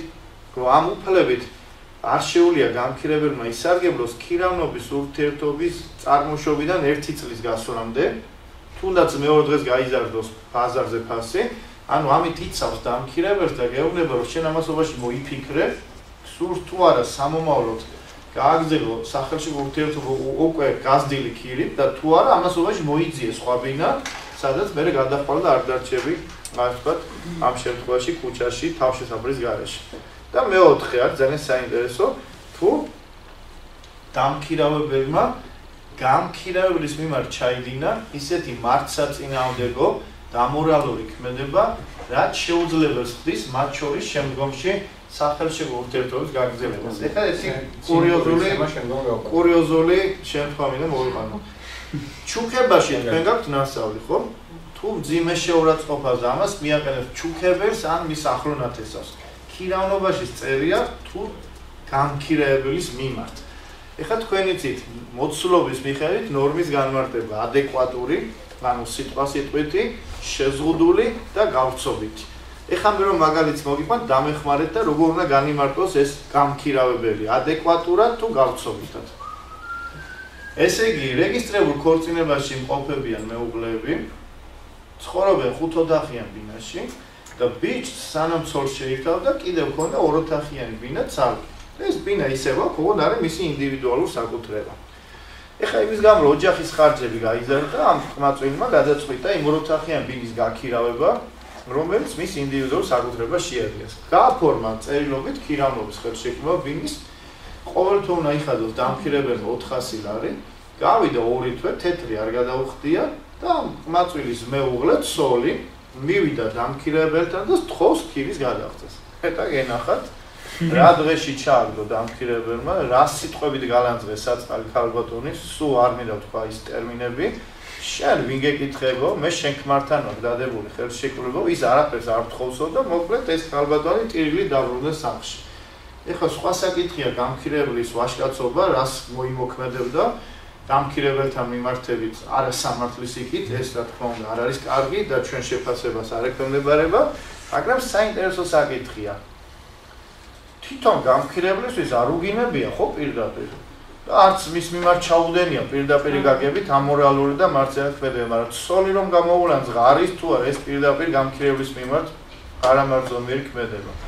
ამიტომ ეს რომ უნდა გავცობითად გავიგოთ და რა ადეკვატურად და ბუნებრივია ეს წარმოადგენს საფუძველს შეწყდეს ამ მხარეთა შორის არსებული სახელმწიფო ურთიერთობები. თუმცა მეგობრებო, ამ ნორმას აქვს ბოლო ნაწილი, რომელზეც მე თავს ვერ დავდებ, რამ განაპირობა მისი არსებობა კოდექსში. მე თვითონ მაინტერესებს ხოლმე და პასუხს სამწუხაროდ ვღებულობ. კერძოდ კანონმდებელი გვეუბნება, რომ არც არაფერს არ აღშავებს გამქირავებელი, არც თვითონ ჭირდება გამქირავებელს, არც საბაზრო ქირის პრობლემაა, არც ამორალური ქმედება, მაგრამ თუ ქირავნობის საგანში ადგეს ავეჯით გაწყობილი ვინა, ყოველგვარი მიზეზის მიუხედავად გამქირავებელს მაინც აქვს ნებისმიერ შემთხვევაში ბადამდე შეწყვეტის მოთხოვნის უფლება. მოდ ერთ-ერთი აი შეკითხვას თუნდაც ერთადერთი შეღავათი აქვს, რომ მინიმუმ 3 თვიანი ვადა უნდა მისცეს გამქირავებელს, რომ მოიფიქროს სად გადავიდეს. ჩვენ გვაქვს ერთ-ერთი პრეცედენტი ამ დავისა, თავის დროზე ერთ-ერთმა რაიონულმა საქალაქო პროსტორეთ განიხილა და ერთი ფეხმოთეხილის კანდიდატოვა და ორი კიდე რაღაც პატრა ნივთი კარადა და ეს ჩათვალა ავეჯით გაწყობილ ბინად და ჩათვალა რომ არსებობდა ვადადიაზე შეწყვეტის საფუძველი, ხო? ასე რატო შეუძლია ამ შემთხვევაში ისარგებლოს გამქირავებელმა და არ ჩაითვლებეს შიკანად აი კანონმდებლის ნება, ხო? რომ ავეჯით გაწყობილი ბინა არის პრიორიტეტი და არა ის რომ არსებობდა თუ არა დარღვევა. მოტაშვილის კამერას ანუ ქირავნობით შეიძლება გათვალისწინებული იქნეს უბრალოდ თვალისწინებს, რომ აზიანის ანაზღაურების გვერდით ფასის შემცირებასაც. ეს ზოგადად პრინციპი არის წინააღმდეგობა, რომ ალტერნატიული ქირის შემცირების, ხო? ქირის. ანუ ქირის შემცირების უფლების მიუხედავად არ კარგავსო ხო ზიანის ანაზღაურების უფლებას. ხოდა ეს 526-ი 38 მუხლები ბატონო ერთობლიობაში უნდა წარმოვიდგინოთ და ნახოთ ხო რითი არის განპირობებული ეს. მე გეთანხმებით რომ ზოგადად მოთხოვნათა ალტერნატივა კონკურენცია არა მარტო უნდა გავიგოთ როგორც სახელშეკრულებო ვთქვათ ელექტური სანიტო თუ კანონისმიერ მოთხოვნის ალტერნატივა არამედ ხო ერთი და იგივე სახელშეკრულო ურთიერთობიდან გამომდინარე მოთხოვნათა შორისაც ხო ალტერნატივას რომ არ შემილია ხო ამ უფლების სარგებლობის გარეშე უკვე სხვა უფლება გამოვიყენო თუნდაც იგივე ხო დასყიდობაში ჩვენ თქვით რომ პირდაპირ რომ ხელშეკრულებიდან გასვლა მოვითხოვო თუ შემილია გამოცვლის უფლებით მისარგებლო ნაკლის აღმოფხვრით ფასის შემცირება ცხადი არ მექნება უნებრივია თუ არ არის წინაპირობა რომ ინტერესი მაქვს დაკარგული ასევე ცხადია რომ ამ შემთხვევაში ხომ არ არის ეს ორმაგად ბრწყალებში დაჩაგვრა გამქირებლისა ერთი აგე ქირასაც უმცირებ და პლუს ზიანსაც უნაზღაურებ, მაგრამ ბუნებრივია ეს არის შეფასების მომენტი, უნდა გამოვიდეთ კონკრეტული შემთხვევიდან, ხო? ხომ არ მოახდინა აი ამ ნაკლმა, რომელიც შესახებაც გამქირებელმა იცოდა, თქვა, და ვალდებული იყო უნაკლოდ გადაეცა ზიანის მიყენებაც გამქირებლისთვის და პლირით ამავდროულად სასაერთო თვისებების შემცირების გამო ისე ვერ სარგებლობა, ამიტომ ეს რამდენად შეიძლება ხშირად გამოყენებადი იყოს და როდის შეიძლება თქვათ არის შეფასების მომენტი და კონკრეტულ შემთხვევაში უნდა გამოვიდეთ, რომ რა თქმა უნდა ზოგადად სამართლებრივი პრინციპია, რომ ერთ-ერთი უნდა არჩიოს ამ ალტერნატიულობიდან. ეხლა მეგობრებო, რადგან ქირავნობა მოცულობა ძალიან დიდია, თქვენ რომ ძალიან არ გამიბრაზდეთ, მე ამ 562 მუხლის ჩათვლით, კარგად წაიგითხეთ და შემდეგ კვირას რო შევხვდებით უკვე ქირავნობას დავასრულებთ და მივაყოლებთ თავის იჯარას და ლიზინგს და მე რამდენადაც მე ვიცით უკვე მე ორი კვირის თავზე გაქვთ ხო შუალედური და იქამდე არა ამაზე შევიდან იმიტომ რომ ჯერ არ გვაქვს სემინარულად დამუშავებული და შესაბამისად თქვენი უფლებებს დავიცავთ. კი ბატონო. ქირავნობა თავიანთი რამეთები არის? 531 565 თავიანთი რომ ეს არის. ჩვენ ახლა ბოლომდე რა თქმა უნდა